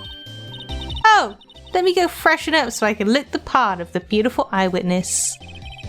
I pity the lawyer that has to cross-examine this one. Let's have a look around her room. She might be adorable, but she is saying that she witnessed Maya killing Mia, so... There's a screwdriver stuck in the drawer. I wonder what's inside. Let's take a look. Hey! What are you doing? No touching! Oh, bad boy. You really shouldn't pry around in other people's rooms now. You wouldn't want to make me upset, would you? Upset? I thought she was going to explode for a second there. I wonder what could be inside the drawer. Tell me what you witnessed, Miss May. Do you think you could tell me something? I need you to describe what you observed at the time of the incident. Oh, observe, incident. You sound like a lawyer in the movies. I like a man with a big vocabulary. Careful. Careful. Better not encourage her. You know that thing that happened the other day? The bad thing? What did you see when it happened? I don't suppose you could tell me about it, pretty please? Let me see. Well, dream on. If you want to know, you'll just have to come to court tomorrow, Mr. Lawyer. Oh boy. Let's ask her about herself. Could you just... Who exactly are you? Oh, Mr. Lawyer, are you hitting on me? No, hey, I'm just doing my job here. Teehee. You know, you're cute when you blush. Believe me, this is the first time in my life I've ever blushed this much. Right, can you just tell me what it is you do? Well, no. Teehee. And you had your little hopes up, didn't you? Oh boy. Ask her about the room, I guess. I see there are 2 glasses on the table. Is someone staying here with you? Ooh, what amazing powers of observation. You must be one of those famous detectives like on television. Oh no, not me. I am just a lawyer. Say, Mr. Big Detective, why don't you go look for clues in the garbage, Miss May doesn't like nosy little lawyers.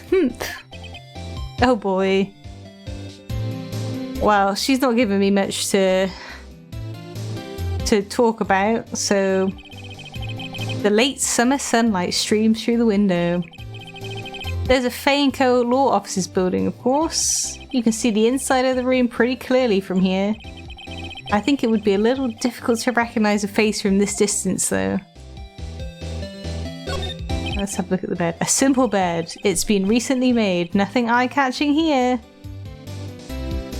It would be nice if it would let me look in that drawer. The flowers are fake, as expected. I know sunflowers and tulips, but that's about the extent of my floral knowledge. She's not gonna let me look in that. What's inside? Cough, cough! Maybe later. Anything else I can look at? Still seeing painting. Wait, should be still life.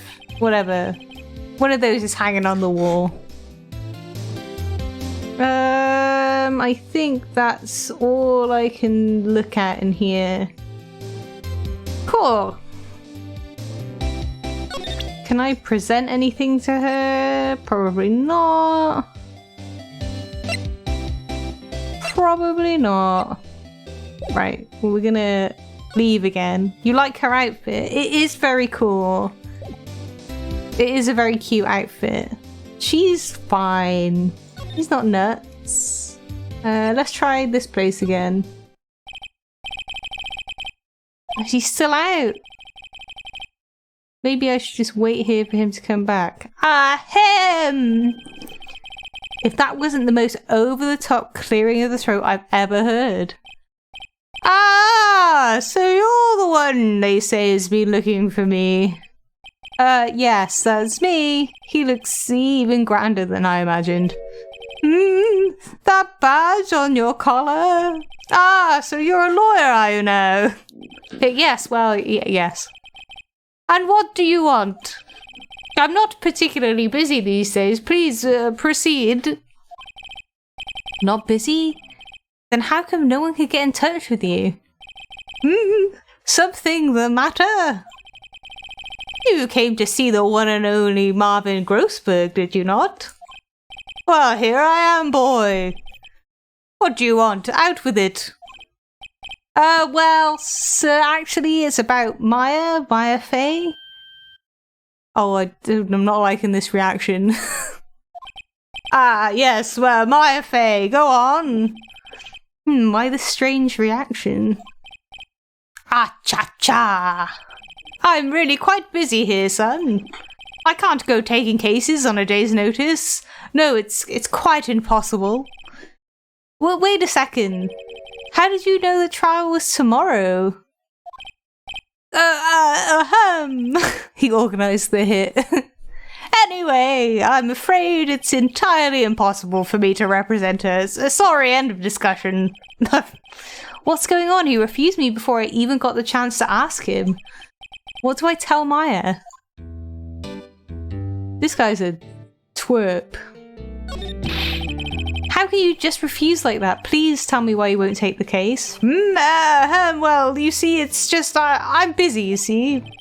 But the client is Maya Faye's sister. Maya trusted you. She knew her sister would be in good hands. Yes, of course. I know that. However, I'm sorry, but I must refuse. Sorry. Goodbye, creep. Fine. I don't have time to argue with you anyway. I'll go look elsewhere. Grumble. Oh, he's saying that. Oh, I'm having a moment, man. It's him. You think he's the murderer, but we saw the murderer. He had like a weird, like kind of twirly hair thing. Did you say something? I think not, I said. What do you mean? I'm terribly, terribly sorry. But I'm afraid that no lawyer worth their salt will take on this particular case. Terribly sorry, my boy. Why? I cannot say. You might be onto something there, Pockets. I beg your pardon, but could you leave now? I have nothing more to discuss with you. What's going on here? I'm going to talk to him about that painting. That's quite a painting. Aha! You noticed! It's my pride and joy. Impressive, isn't it? Well, isn't it? The colour of the sky, the hue of the sea, the weave of the straw hat. It's worth at least 3 million. I have no intention of parting with it, of course. No, I won't sell it. He was paid off by Edge. Not even you! I wasn't interested. It's not for sale. I'm not buying. Oh, I should use his voice with feelings. I'm not buying. Jeez. I'm going to ask him about Mia. So how did you know Mia Faye? She worked here a long time ago. Quite the apprentice, that one. Learned my techniques in the blink of an eye. She left one day, quite suddenly. She had a mission, you see. A mission? You could see it in her eyes. She followed it with a burning passion, never looked back, that one. Okay. Right. I'm gonna go... Where should I go? Should I go back to the detention center just to tell Maya that that this guy isn't going to represent her? Because she's going to be really upset.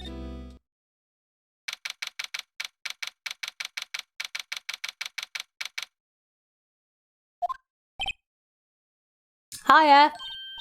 Oh, you're back. Did you find the lawyer? Well, what do I tell her?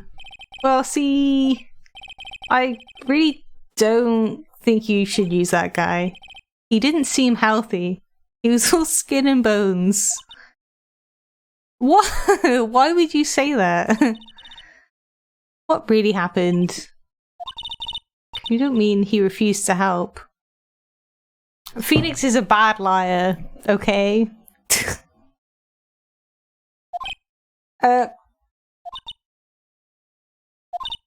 I see.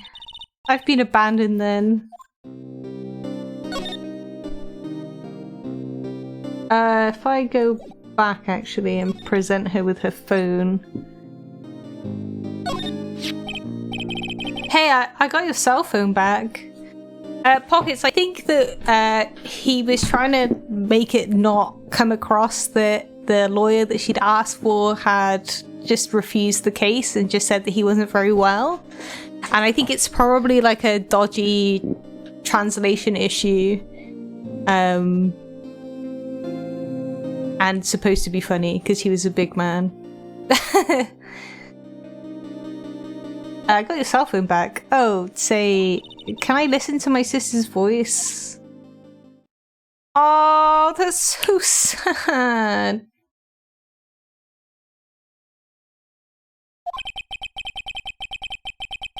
Maya's eyes closed. She listened to every word with such intensity. Before long, tears began to roll down her cheeks.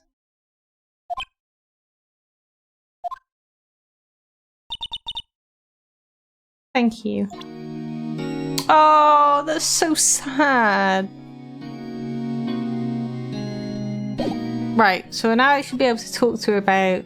If I talk to her about the day of the crime, she might be able to... Because she's listened to that voicemail or the recording. Oh! Thank you for the follow, Ocelot! Yay! Could you tell me a bit more about the day of the murder? So she might know a bit more now because she's re-listened to that recording and can tell like why she needed to go over there. Sorry, I know it must be hard. No, it's okay. All I've been doing the last few hours is talking about it. I've kind of gotten used to it. Let's see. That morning I got a call from my sister. She wanted me to hold on to a piece of evidence for an upcoming trial. That's the thinker clock that Larry made. It practically qualifies as a serial murderer by now. So then, when did you arrive at the office? It was right around 9. The lights were off and I could smell blood. Then I found her, my sister. Thanks, Maya. That's all I need to hear for now. What about your family? I only had my sister. My father died when I was very young, and I don't know where my mother is. Don't know? So she could still be alive? Well, ask her about her mother. The women in my family have been mediums for generations. They say a lot of spiritual power runs in our blood. About 15 years ago, our family was involved in an incident. There was a man and he ruined our mother's life. Ruined? After that, she disappeared. Several years after that, my sister announced she would become a lawyer and she left the mountain. So, you live by yourself? Yes, I've gotten used to it.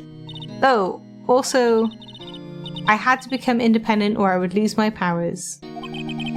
I feel bad for her, all by herself up on that mountain. Let's find out about this man. So who was this man who ruined your mother? About 15 years ago, there was an unusual murder case. It made quite a stir and everyone was talking about it, apparently. The police were running out of leads, and they were getting desperate. Wait, they didn't use a spirit medium, did they? The police convinced my mother to try and contact the victim. Wow, so what happened? The case was solved, we thought. You thought? The man my mother helped capture was innocent.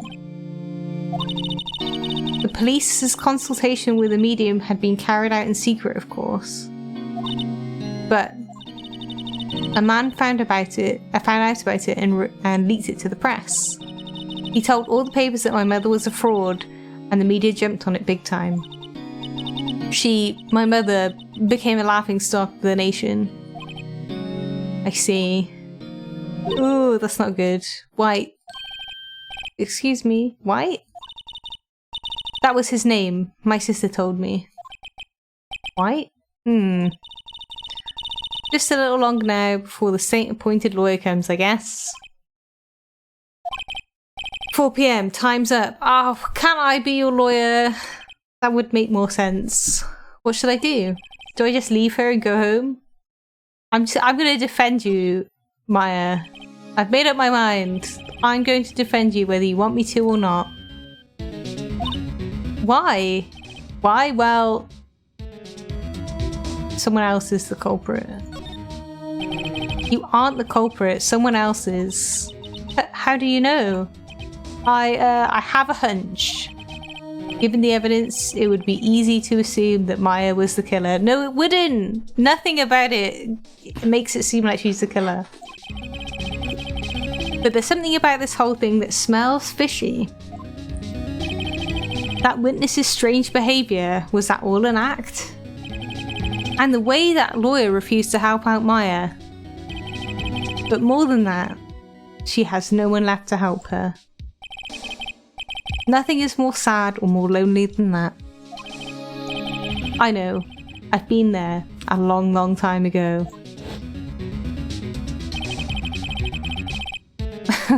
Revenge plot. Why did I become a lawyer in the first place? Because someone has to look out for the people who have no one on their side. Maya, I won't abandon you. You can count on me. That's so kind of you. Sniff. Yay! As Pockets predicted, we are her lawyer. Well, let's fight this one and get you out of here. Right. Thank you. Phew, she smiled at least. She looks like an entirely different person. One last question. You are innocent, right? Yes. And I trust you. So you trust me too, okay? I don't think that's how trust works, but... Sure, I trust you. I know that you didn't do it. It's a deal. So what next? There's something that's been bugging me. Just what was in that, was inside that strange woman's drawer. It was when I tried to look in the drawer that she got all defensive. There has to be something in there. Sorry. Something in my throat there. Ah! Yawning! I'm not even tired. There has to be something in there. Right. Can we... Is there any way we can go back over to that hotel? Don't you comment on my yawning. I can't help it. Who's this guy? Good afternoon, sir. Excuse me, you are... Ah, I beg your pardon, sir. I'm the bellboy of this establishment. At your service, sir. Oh, right. I've just come up to deliver room service, sir. Do you know where Miss May might be? Ah, I believe our guest, Miss May, is currently using the, facilities? If you've no need of anything, I'll be taking my leave. Please, stay as long as you like. Enjoy! Yeah. No worries, Pockets. Oh wait, no, hey! Why does it seem like every time I come here, I end up embarrassing myself? Wait, now's my chance to snoop around a bit. Ah, almost forgot. Ah, you came back quick. I might ask you to inform Miss May that there is a message for her. Please tell her that Mr. White of Blue Court phoned. Oh, right, sure. Mr. White of Blue Court? Where have I heard that name? White. That was his name. My sister told me. Oop. Sorry, I'm moving around on my chair and it's making all of the beautiful creaking noises that you'd want your chair to make. White was the name of the guy that ruined Mia and Maya's mother. Could it be a coincidence? Right, quick, before she comes out from using the facilities. There's a screwdriver sticking out of that half-open drawer. Now's my chance to see what's inside. What do we have here? Wiretap? Now we know that the phone was tapped because that's how that guy knew that the evidence was in the thinker. What would a woman like her be doing with a thing like this? Wiretap added to the court record. There is definitely something suspicious about this Miss May. Why would she have something like this in her hotel room? There's a story behind all of this, I know it. Alright. I'll be using this bit of evidence in tomorrow's trial. That's for sure. For Maya's sake. I'll get to this woman's bottom. Wait, I mean... you know what I mean. Oh, bellboy! Still there? Uh-oh, time to scram. I look forward to tangoing with you tomorrow, Miss May. In court.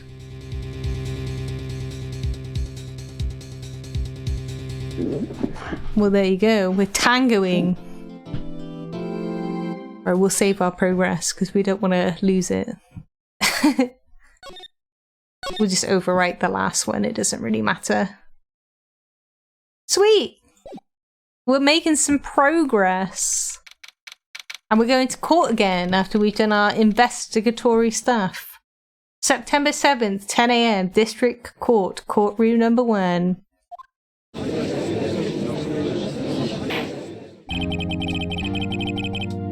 Court is now in session for the trial of Miss Maya Fey.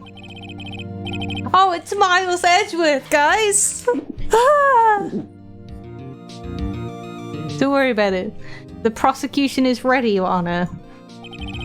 The defense is ready, Your Honor. Miles Edgeworth. I'd better not show any signs of weakness today, or he'll be on me in an instant. Mr. Edgeworth, please give the court your opening statement. Thank you, Your Honor. The defendant, Miss Maya Fey, was at the scene of the crime. The prosecution has evidence that she committed this murder, and we have a witness who saw her do it. The prosecution sees no reason to doubt the facts of this case, Your Honor. I see. Thank you, Mr. Edgeworth. Let's begin then. If we may call our first witness, Your Honor.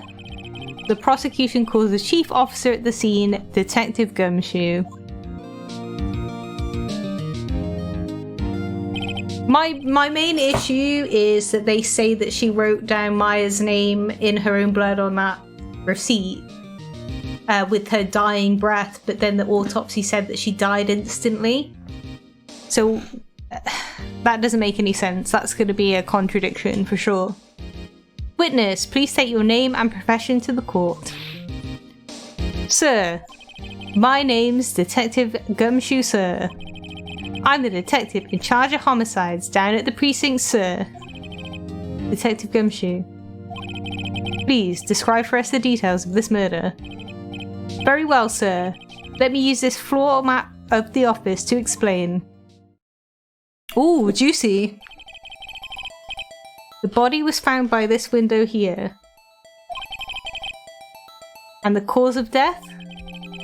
Loss of blood due to being struck by a blunt object, sir. The murder weapon was a statue of the Thinker found next to the body, sir. It was heavy enough to be a deadly weapon, given even in a girl's hands, sir. Were you trying to say that girls aren't strong? I beg to differ. The court accepts the statue as evidence. They're still calling it a statue. Floor plans added to the court record. Now, detective. Yes, sir? You immediately arrested Miss Maya Fey, who was found at the scene, correct? Can you tell me why? Yes, sir. I had hard evidence she did it, sir. Detective Gumshoe, please testify to the court about this hard evidence. So I'm really hoping that he's going to say that she wrote that note with her last breath, so that we can put him up on that.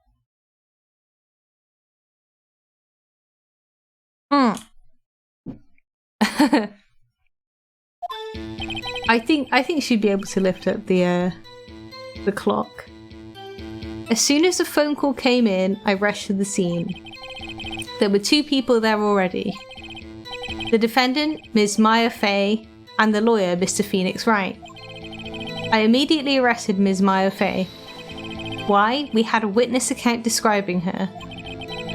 The witness saw Ms. Maya Fey at the very moment of the murder. The very moment, you say? Very well, Mr. Wright, you may begin your cross-examination. Yes, Your Honor. Cross-examine what? What am I cross-examining?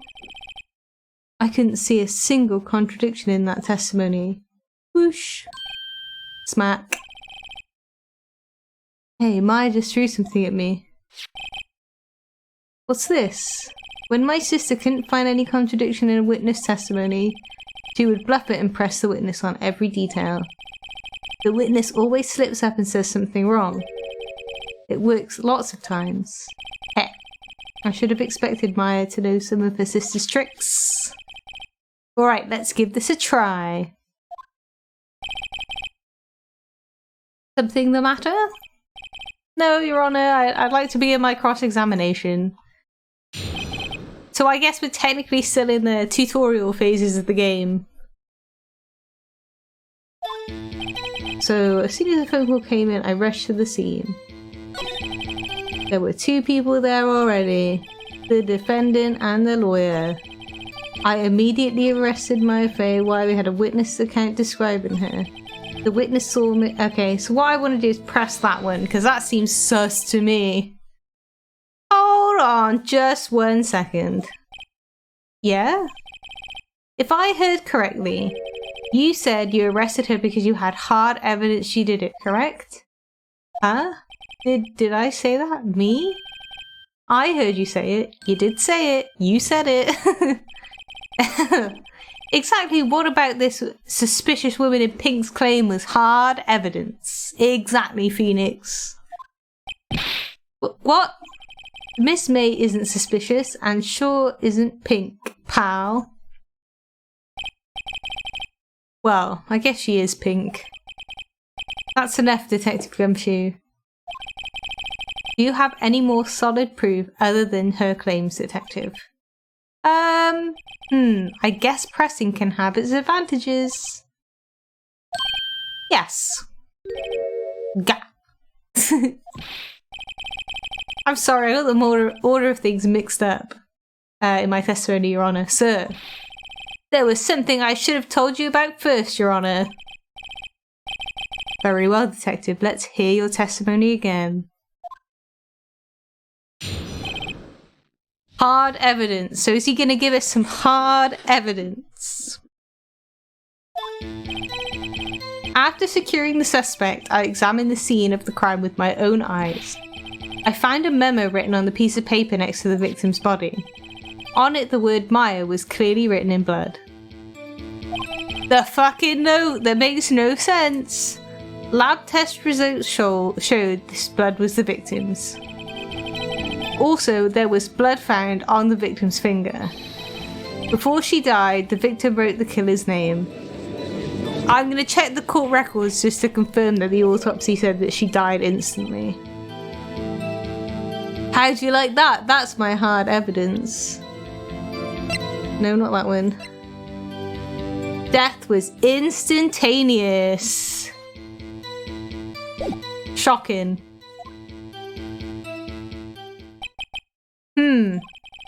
Before we begin cross-examination, I have a question for you, Detective. Your Honor, why didn't you testify about this vital piece of evidence the first time? Because I'm useless and stupid. I got real embarrassed. I forgot about it, Your Honor. Try to be more careful. Very well, the defense may begin its cross-examination. Right. Ba ba ba ba ba ba.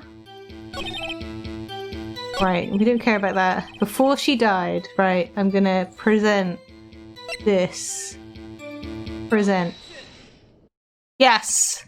Detective Gumshoe. There's one thing I want you to clarify for me here. You say that the victim, Maya Fey, wrote this note. No, Mia Fey, sorry. I keep getting their names mixed up. Wrote this note. That she was accusing the defendant, Maya Fey. That's really what you're saying? But what? This isn't one of those lawyer tricks now, is it? Of course you wrote it. Who else could have? You have it backwards, Detective. Backwards? The victim is the only person who absolutely could not have written it. This is a report from your department, Detective. Immediate death due to a blow from a blunt object.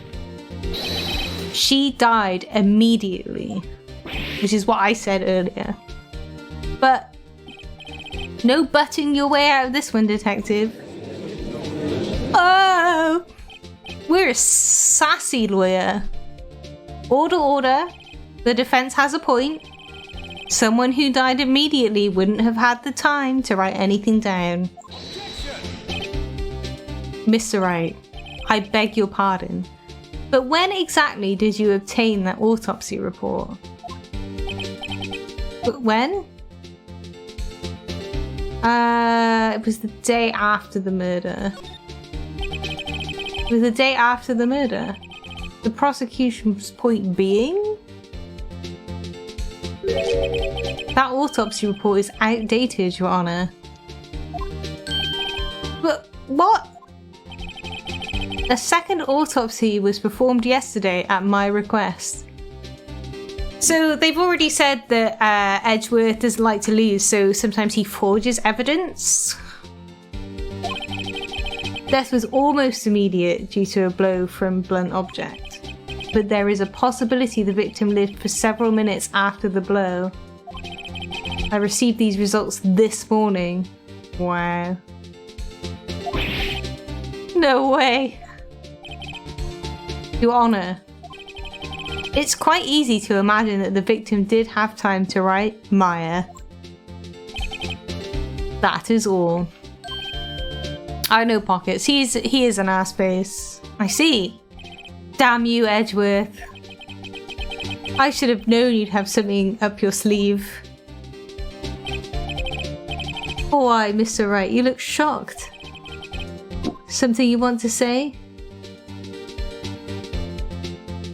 You're a sham, Edgeworth. Mr. Edgeworth, I've heard there's nothing you won't do to get your verdict. What reason could you possibly have to request a second autopsy report? Mr. Wright, the defense will refrain from personal attacks on the prosecution. No matter, Your Honor. Mr. Wright, say what you will, the evidence in this report is undeniable. Your Honor, I submit this report to the court. Understood. The court accepts the evidence. Okay. Okay, well, Your Honor, the evidence strongly suggests the victim was identifying the killer. I suppose that's the obvious conclusion, yes? And he does his little bow. Darn, this isn't going good. The prosecution would like to call its next witness. This poor, innocent girl saw the murder with her own eyes.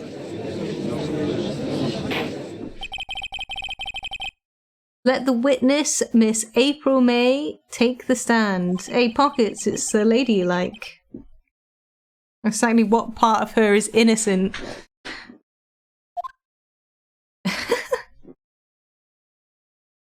There she is, Pockets!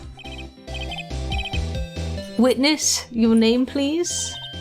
April May, at your service. Wink. They did jiggle. Order. An introduction should not require any reaction from the crowd. The witness will refrain from wanton winking. Ah, yes, Your Honor. This is not good. She's already captured the heart of every man in this courtroom. Tell us, where were you on the night of September 5th when the murder occurred? Gee, I was like, in my hotel room, teehee. I checked in right after lunch. And this hotel is directly across from the Fay & Co. law offices. That's right, big boy. Please testify to the court about what you saw. Here we go. What's she gonna say? It was like 9 at night. I looked out the window, you know. And then, oh, I saw a woman with long hair being attacked. The one attacking her was the mousy girl sitting in the defendant's chair. Then the woman dodged to one side and ran away.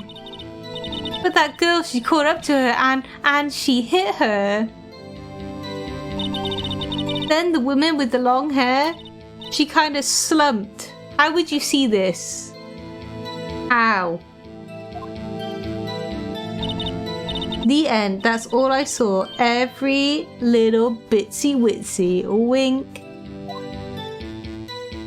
Are you being distracted? Come on, Pockets. It's a nice, easy, cut and close case of murder. Well, Your Honor, I see. It's remarkably solid testimony. I don't see a need to trouble the witness any... Wait, Your Honor. Yes, Mr. Wright? What about my cross-examination? I thought the witness's testimony just now was quite firm, didn't you? No! It was awful! Do I have anything else in my court record? Oh, balls. You must know her techniques quite well. Her cowardly way of finding tiny faults in perfectly good testimony, so he's being horrible about Mia. Hey, how dare you? Well, Mr. Wright, will you cross-examine the witness? Yes! Of course! I'll gladly proceed with this cross-examination. If only because I have a feeling Edgeworth doesn't want me to. He has to have some weakness. Very well, you may begin your cross-examination. Crikey. Right. What do we have? The murder scene. Okay. I don't understand how she'd be able to see her slumping over at the end, so... and when did she... Oh, it doesn't tell me when she died. Amazing. Amazing. Right. It was like 9 at night. I looked out the window and then, oh. I saw a woman with long hair being attacked. The one attacking her was a mousy girl sitting in the defendant's chair. Then the woman like dodged to one side and ran away. I'm gonna press. She dodged? Dodged what? Well, the attack. Please, continue your testimony. Oh, rude. If in doubt, press. Well, wow, so I said, how do you know my client? Gee, first of all, she had a girl's physique. And secondly, she was small. Who else could it be but her? She has a point. I question your testimony. Hold on a minute, that testimony stinks. What? Miss May, I'm willing to bet that you saw nothing. Did you really see the defendant at all?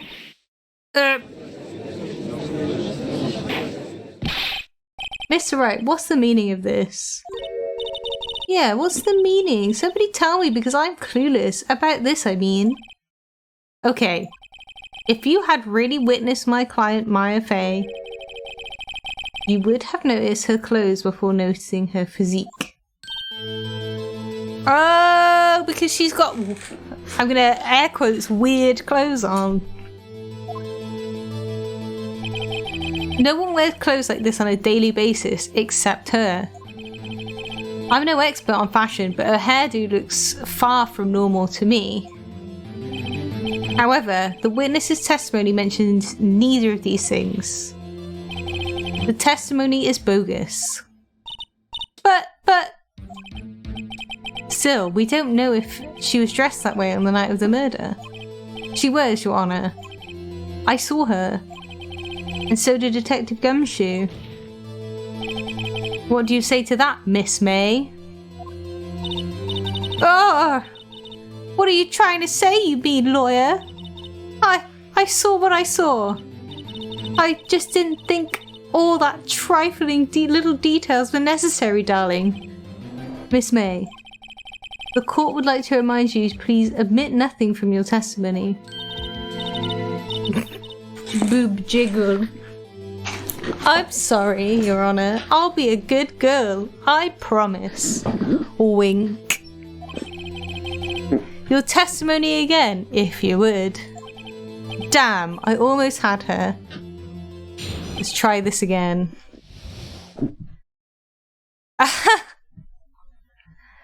You filthy person, Pockets. Can't believe it. I did see everything. I did. The victim, the woman, dodged the first attack and ran off to the right. Then the girl in the hippie clothes ran after her. As she hit her with that weapon, I saw it. I did. That clock, kind of statuey clock, the thinker, I think. Well, does the accuracy of my report not startle you? Tee-hee. I see. I only wish you'd been so detailed from the beginning. Please begin the cross-examination. Oh, I still don't know how she would know who's who from as far away as she was. Don't believe it. The victim. Dodge the first attack. Yeah, I was gonna say, I'm gonna press her on it first to see if she gives any other information. Is that right as in you're right as you looked from the hotel? Which hand do I hold my knife in again? Right. It was my right hand. Right? Satisfied, Mr. Wright? Please continue. So this is the murder scene. So she's saying that she ran to the right, which is towards the door, because it's her right, but that doesn't explain why the lamp was smashed. But I don't know if that will help us in any way, shape or form. She hit her with that weapon. That weapon. So how would she know it was a clock, though? Again, I don't understand how she knows it's a clock. A clock? Didn't this come up in another testimony recently? Well, don't look so sour, Mr. Lawyer. You can't win them all. No, but I have a feeling I'm onto something now.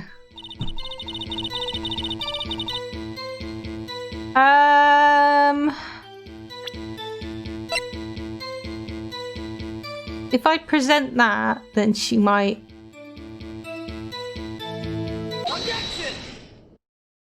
Yeah, that's what I mean. I don't understand how she knew it was a clock from a distance, so I'm presenting the statue to her. Because only people that have touched it or been close to it seem to know that it's a clock. Miss May, what you said just now was quite revealing. Revealing? Ooh, you'd like that, wouldn't you, naughty Mr. Lawyer? You just said that this statue of the thinker was a clock. But there's no way of knowing that just by looking at it. Another person in much the same position as you recently called this a clock too. And he was found guilty of murder.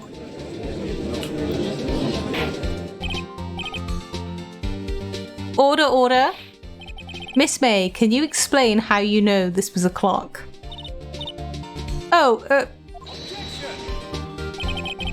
The witness saw the murder with her own eyes. That's all that's important here. The defense is trying to confuse the issue with trivial concerns. Yes, of course, you will withdraw your question, Mr. Wright. No! I'm onto something here. But questions are all I have, Your Honor. And as you may recall, I've caught murderers with these questions before. Well, only once. Yeah, it's the murder weapon. I should be able to ask questions and have that recorded. Objection sustained. You may continue to question the witness. Phew, that was close. If he stopped me there, the trial would be over. What? So what happens now? What happens now is you answer my question. How did you know it was a clock? What? That's... Because I heard it? Yes, I heard it saved the time. So you've been to the law offices of Faye & Co. No, hey, I didn't say that. Why would I go there? I heard it from my hotel room, hee hee. I just want to remind people, if we go to the court record and look at this conversation, the clock isn't talking right now. So that's my next thing. The law offices of Faye & Co, where the murder took place, is very close to the hotel. She could easily have heard the clock. Well, Mr. Wright, are you satisfied? Nope. No, Your Honor. I can't give up now. I'm not satisfied because she couldn't have heard it. It couldn't have rung. Your Honor, members of the court, it's inconceivable that the clock in question rang. It's empty. The clock is missing its clockwork.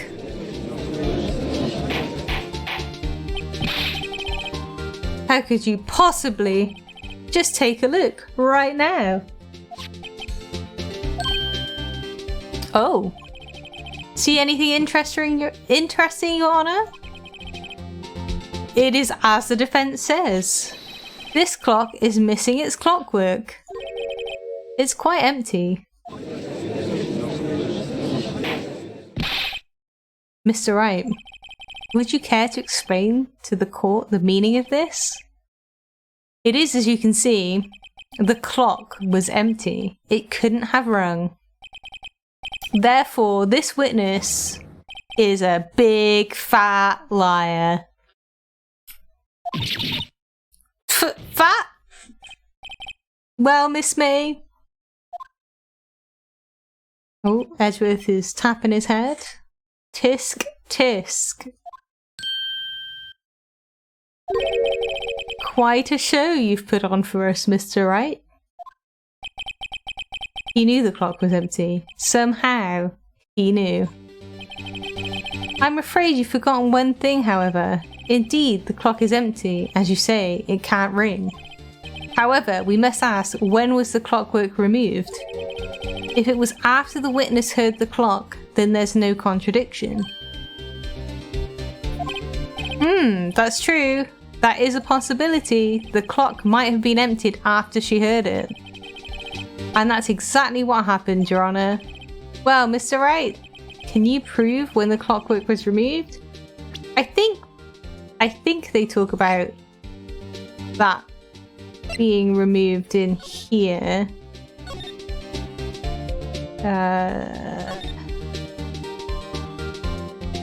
Yeah, it was before she was murdered, so.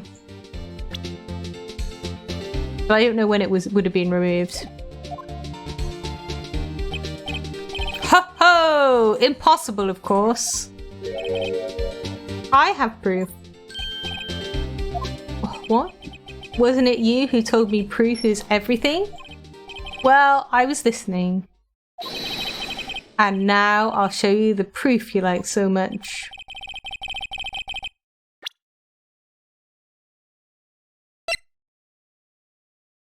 I'm pretty sure it's this one.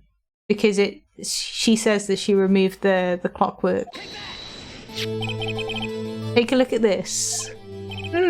That's a very cute cell phone. Ooh, you have a girly phone. But wait, this isn't my phone. Listen, this is the defendant's cell phone and it contains a recording. A recording of a conversation she had with the victim at the day of her murder.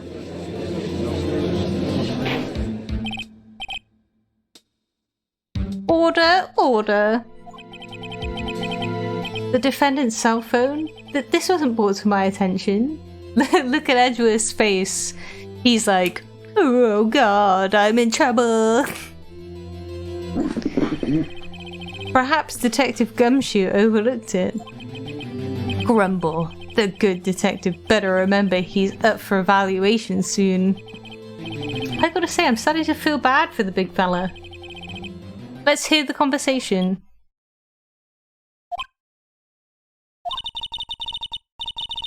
So you just want me to hold on to the thinker for you then? If you could, Ah, I should probably tell you, the clock isn't talking right now. Oh, it's not working? That's lame. I had to take the clockwork out, sorry. September 5th, 9:27 AM. Your Honor, I think this makes it clear the clockwork was already gone by the time this was recorded. Which was well before the witness even arrived at her hotel. Well, Miss May, would you care to explain this to the court? Just how did you know that weapon was a clock? Well, isn't it obvious? I saw that clock before. What store was it at again? Oh, I go to so many. Oops, I forgot. Wink. Her boobs jiggled again. Oh, she can't have seen it. It's handmade. Thank you, Pockets. It was made by Larry. Yes, I have objections. Does the defense have any objections? Yes! The witness claimed she'd seen it before, but this directly contradicts a piece of evidence already submitted to this court. Well then, let's see it. Please produce this evidence that will prove the witness had not seen the clock before. I will present to you the clock. Again, it's simple. This clock was never in any store, ever. But what? A friend of mine made that clock. Only 2 exist in the world. And the one that isn't here is in police custody. Impossible. Everything is sold in stores. Miss May, I think it's high time you went shopping for a better excuse. Oh, burn, Phoenix! Oomph. Oh, excuses not on sale today? Oh, ho, ho. Oomph. Oh my god.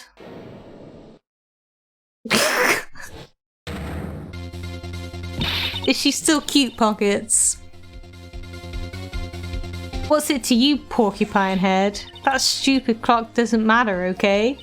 She did it, and she should die for it. Die. Whoa, let's not get ahead of ourselves. This is a court of law, and the witness will remain calm. Oh. Silly me. Did I, lose it? Guess I did, tee-hee. Wink. Scary. Miss May, let me ask. Tell me, how did you know the weapon was a clock?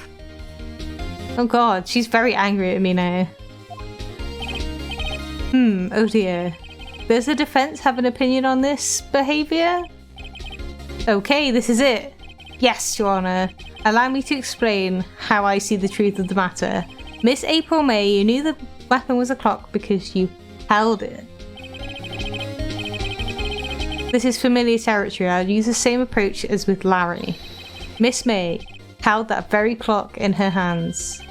Mr. Wright, when was this? When she used it to strike the victim. When else? Well, we know she didn't kill her, but that's fine. Mr. Wright, what is the meaning of this? April May, you killed Mia Fey. I keep getting the names mixed up, I'm sorry. I say.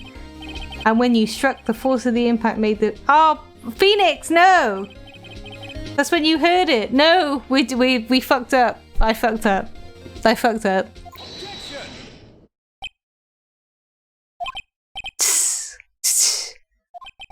You truly are a work of art, Mr. Phoenix, right? What's this supposed to mean? Phoenix! When I did the selection to say that she held it, I didn't think that was the direction he was gonna go. It was you who just proved that the thinker was empty. Oh, of course, it wouldn't ring. What's more, the witness has a rock-solid alibi. Miss May, perhaps you could explain to the poor misguided Mr. Wright that you were in the hotel at the time of the murder. She can't prove it. She did it. She didn't do it. We know she didn't do it. It would be my pleasure. No way. Yes way, Mr. Lawyer. Hee hee. Didn't the murder take place at 9 at night? Gee, that's the exact time I ordered some room service from the hotel bellboy. Incidentally, the bellboy corroborates the witness's story. Ergo, she was not at the crime scene. Rock solid. Yeah, I think she knows because she's seen it or something before. Rock solid. Mr. Wright, you just made a serious accusation against a perfectly innocent woman. Sorry, Your Honor? Oh, that didn't go so well. But if that's the case, then how did she know the thinker was a clock? Wait, Your Honor, I figured it out. There is one other way Miss April May could have known it was a clock. One way alone, and I have proof. Do I? Proof, you say? Then the court will examine your proof, Mr. Wright. How did the witness know the thinker was a clock? I'm going to present the wiretap, and fingers crossed that's right. Have a look at this. I found this in Miss May's room. Mr. Wright, please explain to the court what this is. Miss April May, you were tapping the victim, Miss Mia Fey's phone, were you not? Oh! Your Honor, this is irrelevant. I'm not entirely sure it is. Objection overruled. It troubles me that our witness is in possession of a wiretap. This is outrageous. Does the defense truly claim that the witness was tapping her phone? Absolutely. Even if that was the case, which it's not, you still have to prove one thing. Did the victim ever say that the weapon was a clock on the phone? Can you prove that? I think not. Oh yeah? I think I can. It's simple. What? Here's my proof. The proof that the victim said on the phone that the weapon was a clock is... Well, it's this conversation.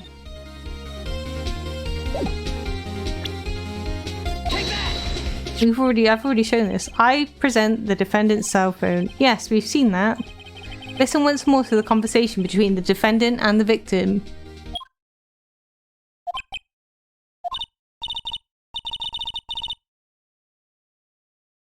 Maya, what's up? You haven't called in a while. Mia! Oh my god! I'm never gonna get it. It's just never gonna happen. Mia, what's up? You haven't called in a while. Well, actually, there's something I want you to hold on for me. Again? What's it this time? It's a clock. It's made to look like a statue, the thinker, and it tells you the time.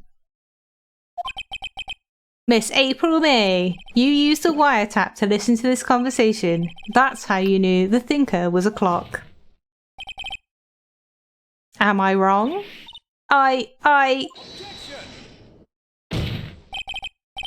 Your Honor, this is ridiculous.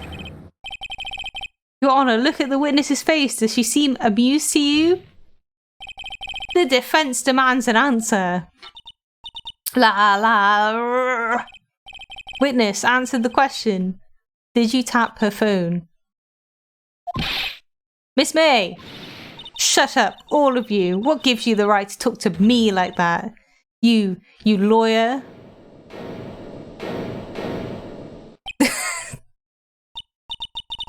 It's no fair.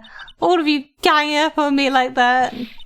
Oh, so I'm the bad girl. Is that it? Is that it?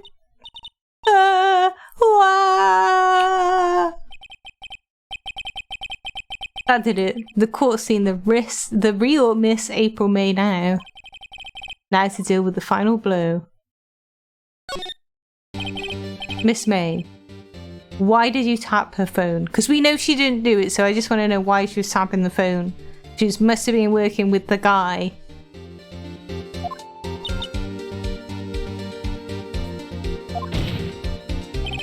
answer the question.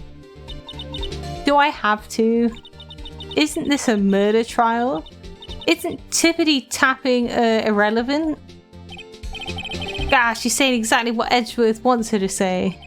Miss May, you were tapping the victim's phone. I hardly call that irrelevant. Yeah, she had 2 glasses in her room, so she quite clearly wasn't actually alone. While this court doesn't condone the defence's tone of voice, he has a point. Well, Miss May, do you have an explanation for the court? At the time of the murder, I was in my hotel room getting room service. How could I have killed her? If you don't believe me, just ask the bellboy. Well, does the defense have anything to say? Well, come on. Think of something. No, because I believe that she was in her room. I don't need the bellboy. I'm gonna do the cross-examination. What exactly have you left to examine, Mr. Wright? Miss April May is admitted to the wiretap, yes. But that bears no relevance to the case at hand. Murder. There's no way you can prove any connection. Uh-oh, think this can't be the end, but I'm out of evidence. Then I believe the cross-examination is over. Mr. Edgeworth, does the prosecution have any other witnesses to call? Oh god, what have I done? None, Your Honour. She's the last. Oh, I should have got the bellboy, I guess. Maybe he would have been like, oh yeah, there's a man there. Oh, Maya's guilty? Wait, Your Honour. Yes, Mr. Wright. The defence would like to call the bellboy after all. Phew! Tisk, tisk, tisk. As I thought.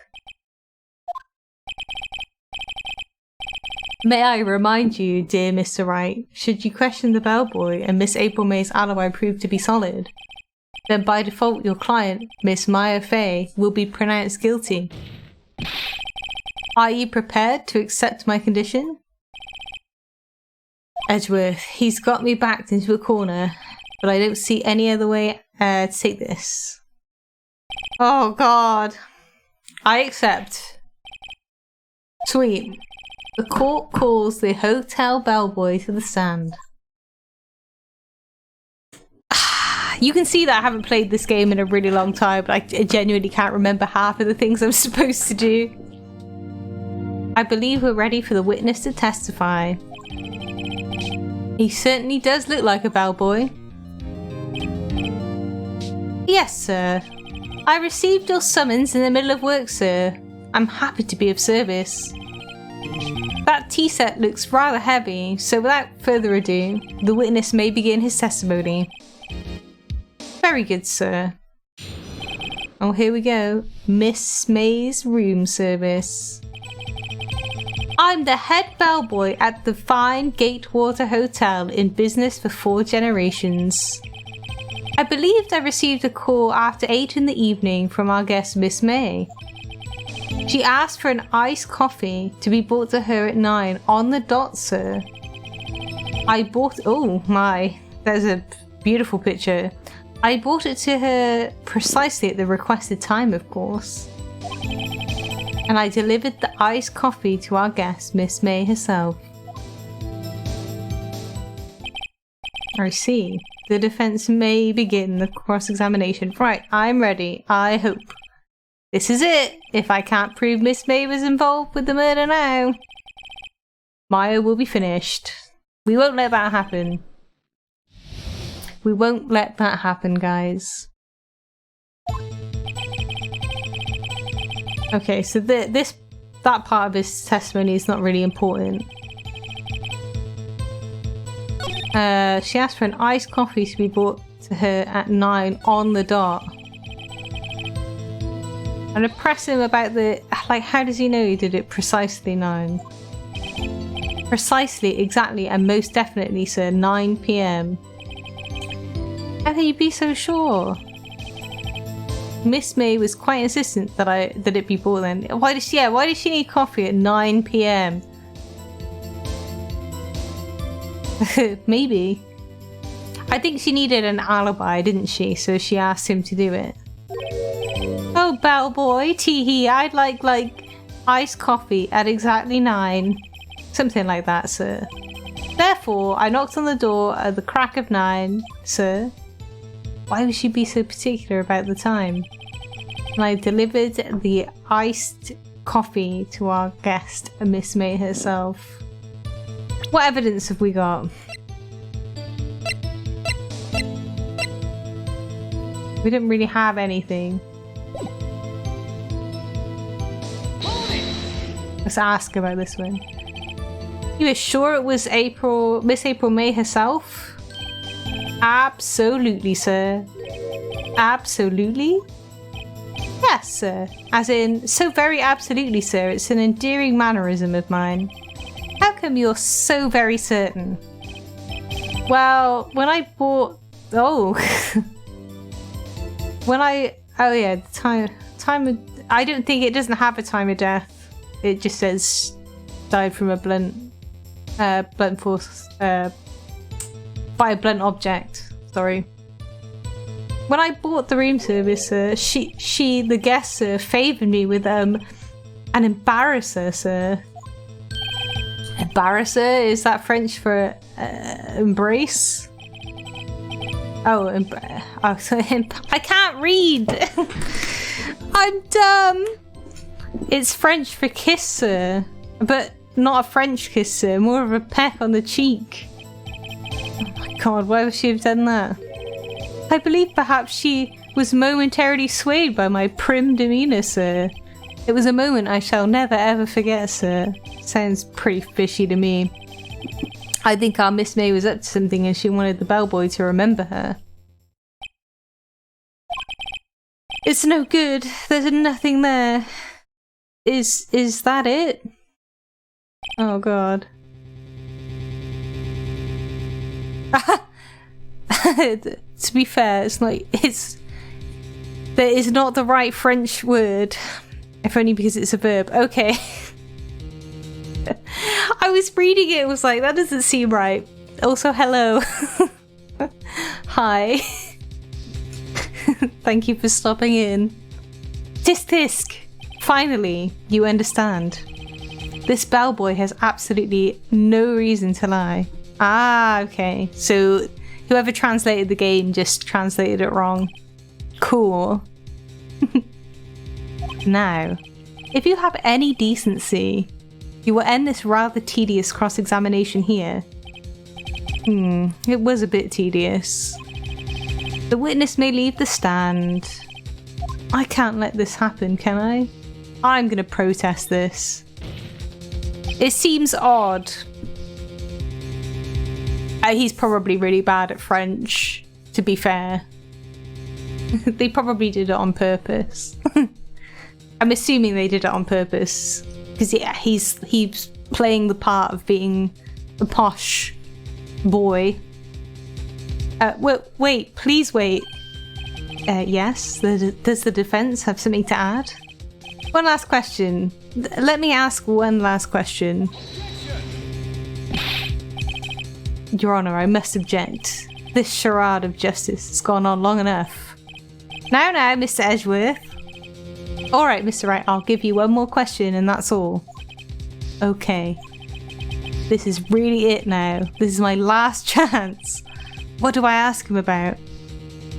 Oh god. Bed making?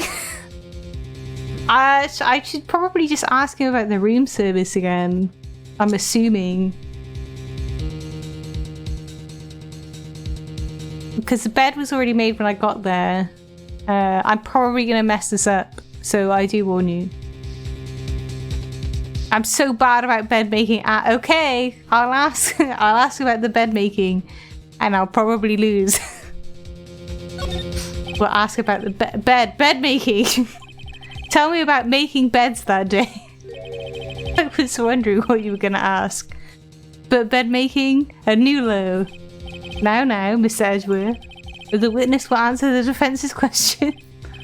As well, it was quite like any other day's bed making. I changed the sheets, the pillowcases, and then I proceeded to make the bed. I had to bring the pillows for two. Oh! Oh! I had to bring the pillows for two! I had to bring the pillows for two, of course. But they're quite light, you see. I see, thank you.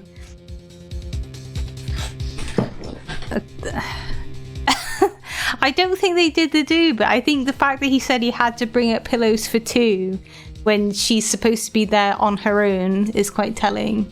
So thank you, Jeannie. That was very, very good. Pillows for two. Smack my hands on the table. Bellboy, what did you just say? Yes, pillows are light, sir. Bellboy, tell us the truth now. Was someone else staying in Miss May's room? Objection!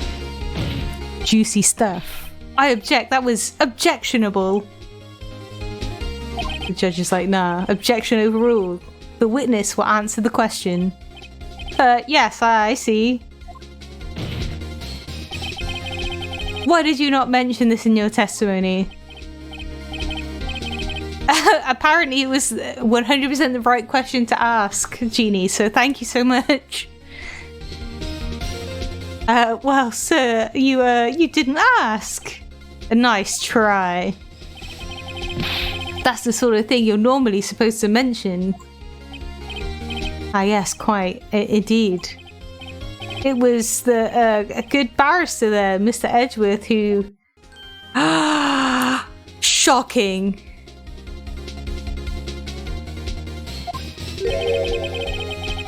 He asked me not to mention it if it wasn't specifically asked, sir. Shocking.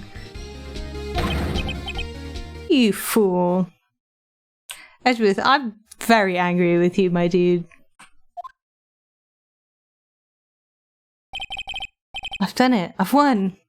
Well, I haven't won the whole case. I've won at least something. Miss April May checked into a twin room with a man. Correct? Yeah, yes, sir. Then, when you bought the room service, you didn't see that man in the room. That's right, sir.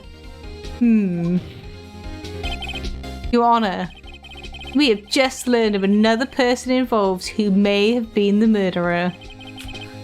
In light of this new fact, I hold that it's impossible to judge the defendant.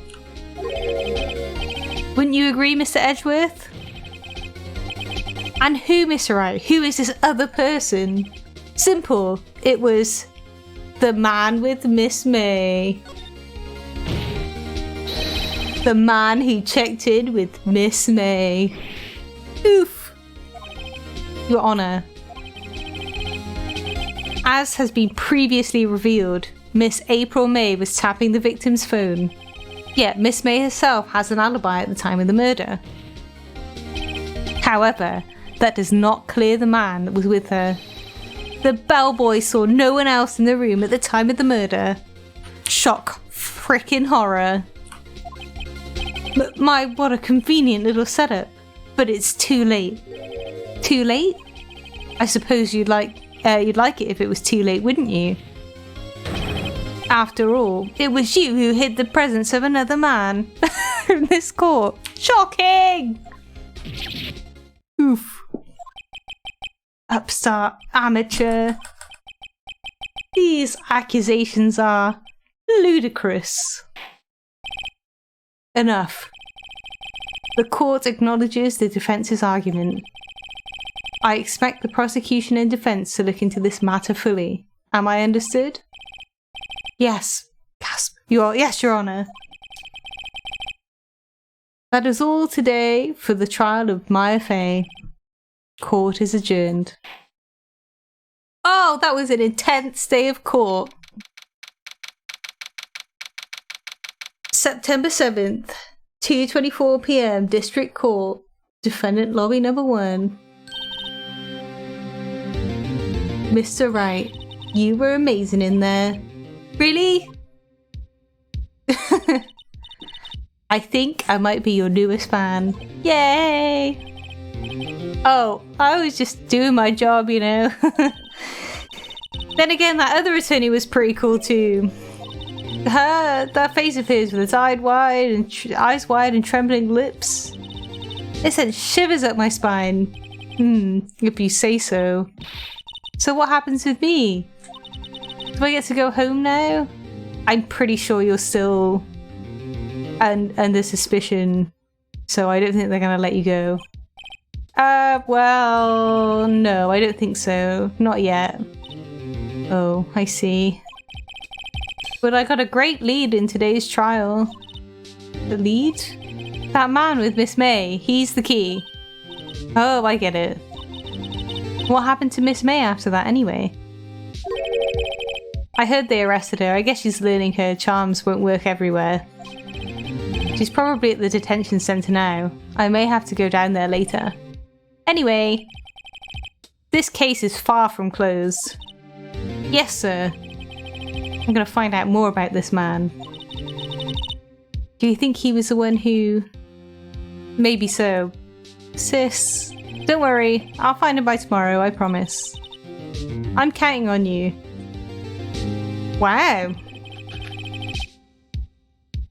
I asked for a full record of April May's testimony. I thought it might come in handy during the trial tomorrow. But now that I have it, I'm not so sure. Most of her testimony was all lies. In fact, there's only one part that hasn't been stricken from the record. Oh, the bit about the dodging. Sweet. I don't know how much good this will do. This will do me at all now. Anyway, time to hit the pavement and do some investigating. Maya doesn't belong in that detention centre, and it's up to me to set her free.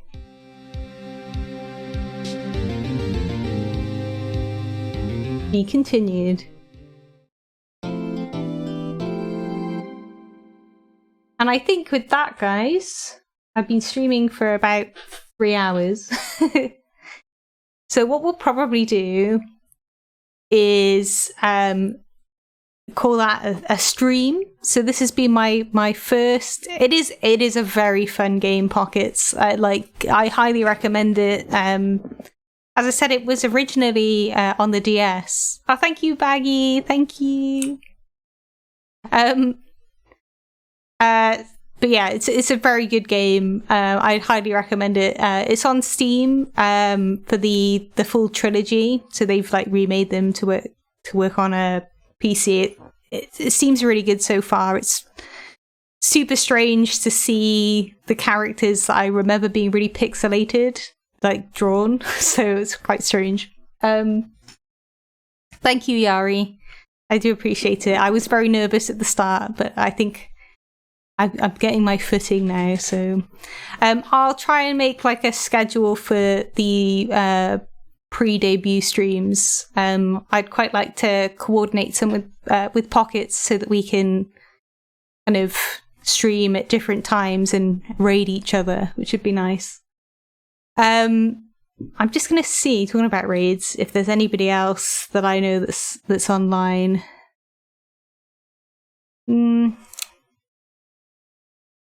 There are people that are online, but they're quite large people, and I'd rather raid someone that was smaller. Punch option for Edgeworth. Yeah, I mean, he, thankfully he does become more likable later on, but he is a bit of an asshole at the start of the game. But hey ho. But yeah, thank you so much for coming by to my first pre-debut stream. I will endeavour to stream more. I'm on a path to affiliate. Once I have affiliate status, I will plan and do a full debut stream, and I will be debuting with a full VTuber avatar, because this one's a PNG tuber that I created. That has all these different expressions. But I have a 3D one in the works, and this one isn't complete. It's kind of like a basic design, and there's more to it, but just so that the debut has a bigger impact. There will be a different design for that debut. But I do appreciate you guys being here. If anybody has like any feedback for the stream, or wants to chat with me after the stream, you can check my socials here. You can follow me on Twitter and have a chat, or if we know each other, then that's great. Yeah, if you want to see more from me, follow me on Twitch. I'd like to say a big thank you to Lucky Cat Nameless, so Namey, for following. Lightyear for following, so Yari. Gandalf for following, and Emergency Ocelot for following. Thank you very much. It's like super helpful and super lovely. So I do appreciate it. Thank you very much. And yeah, if I will let you know when I'm streaming next. See you all later. Bye.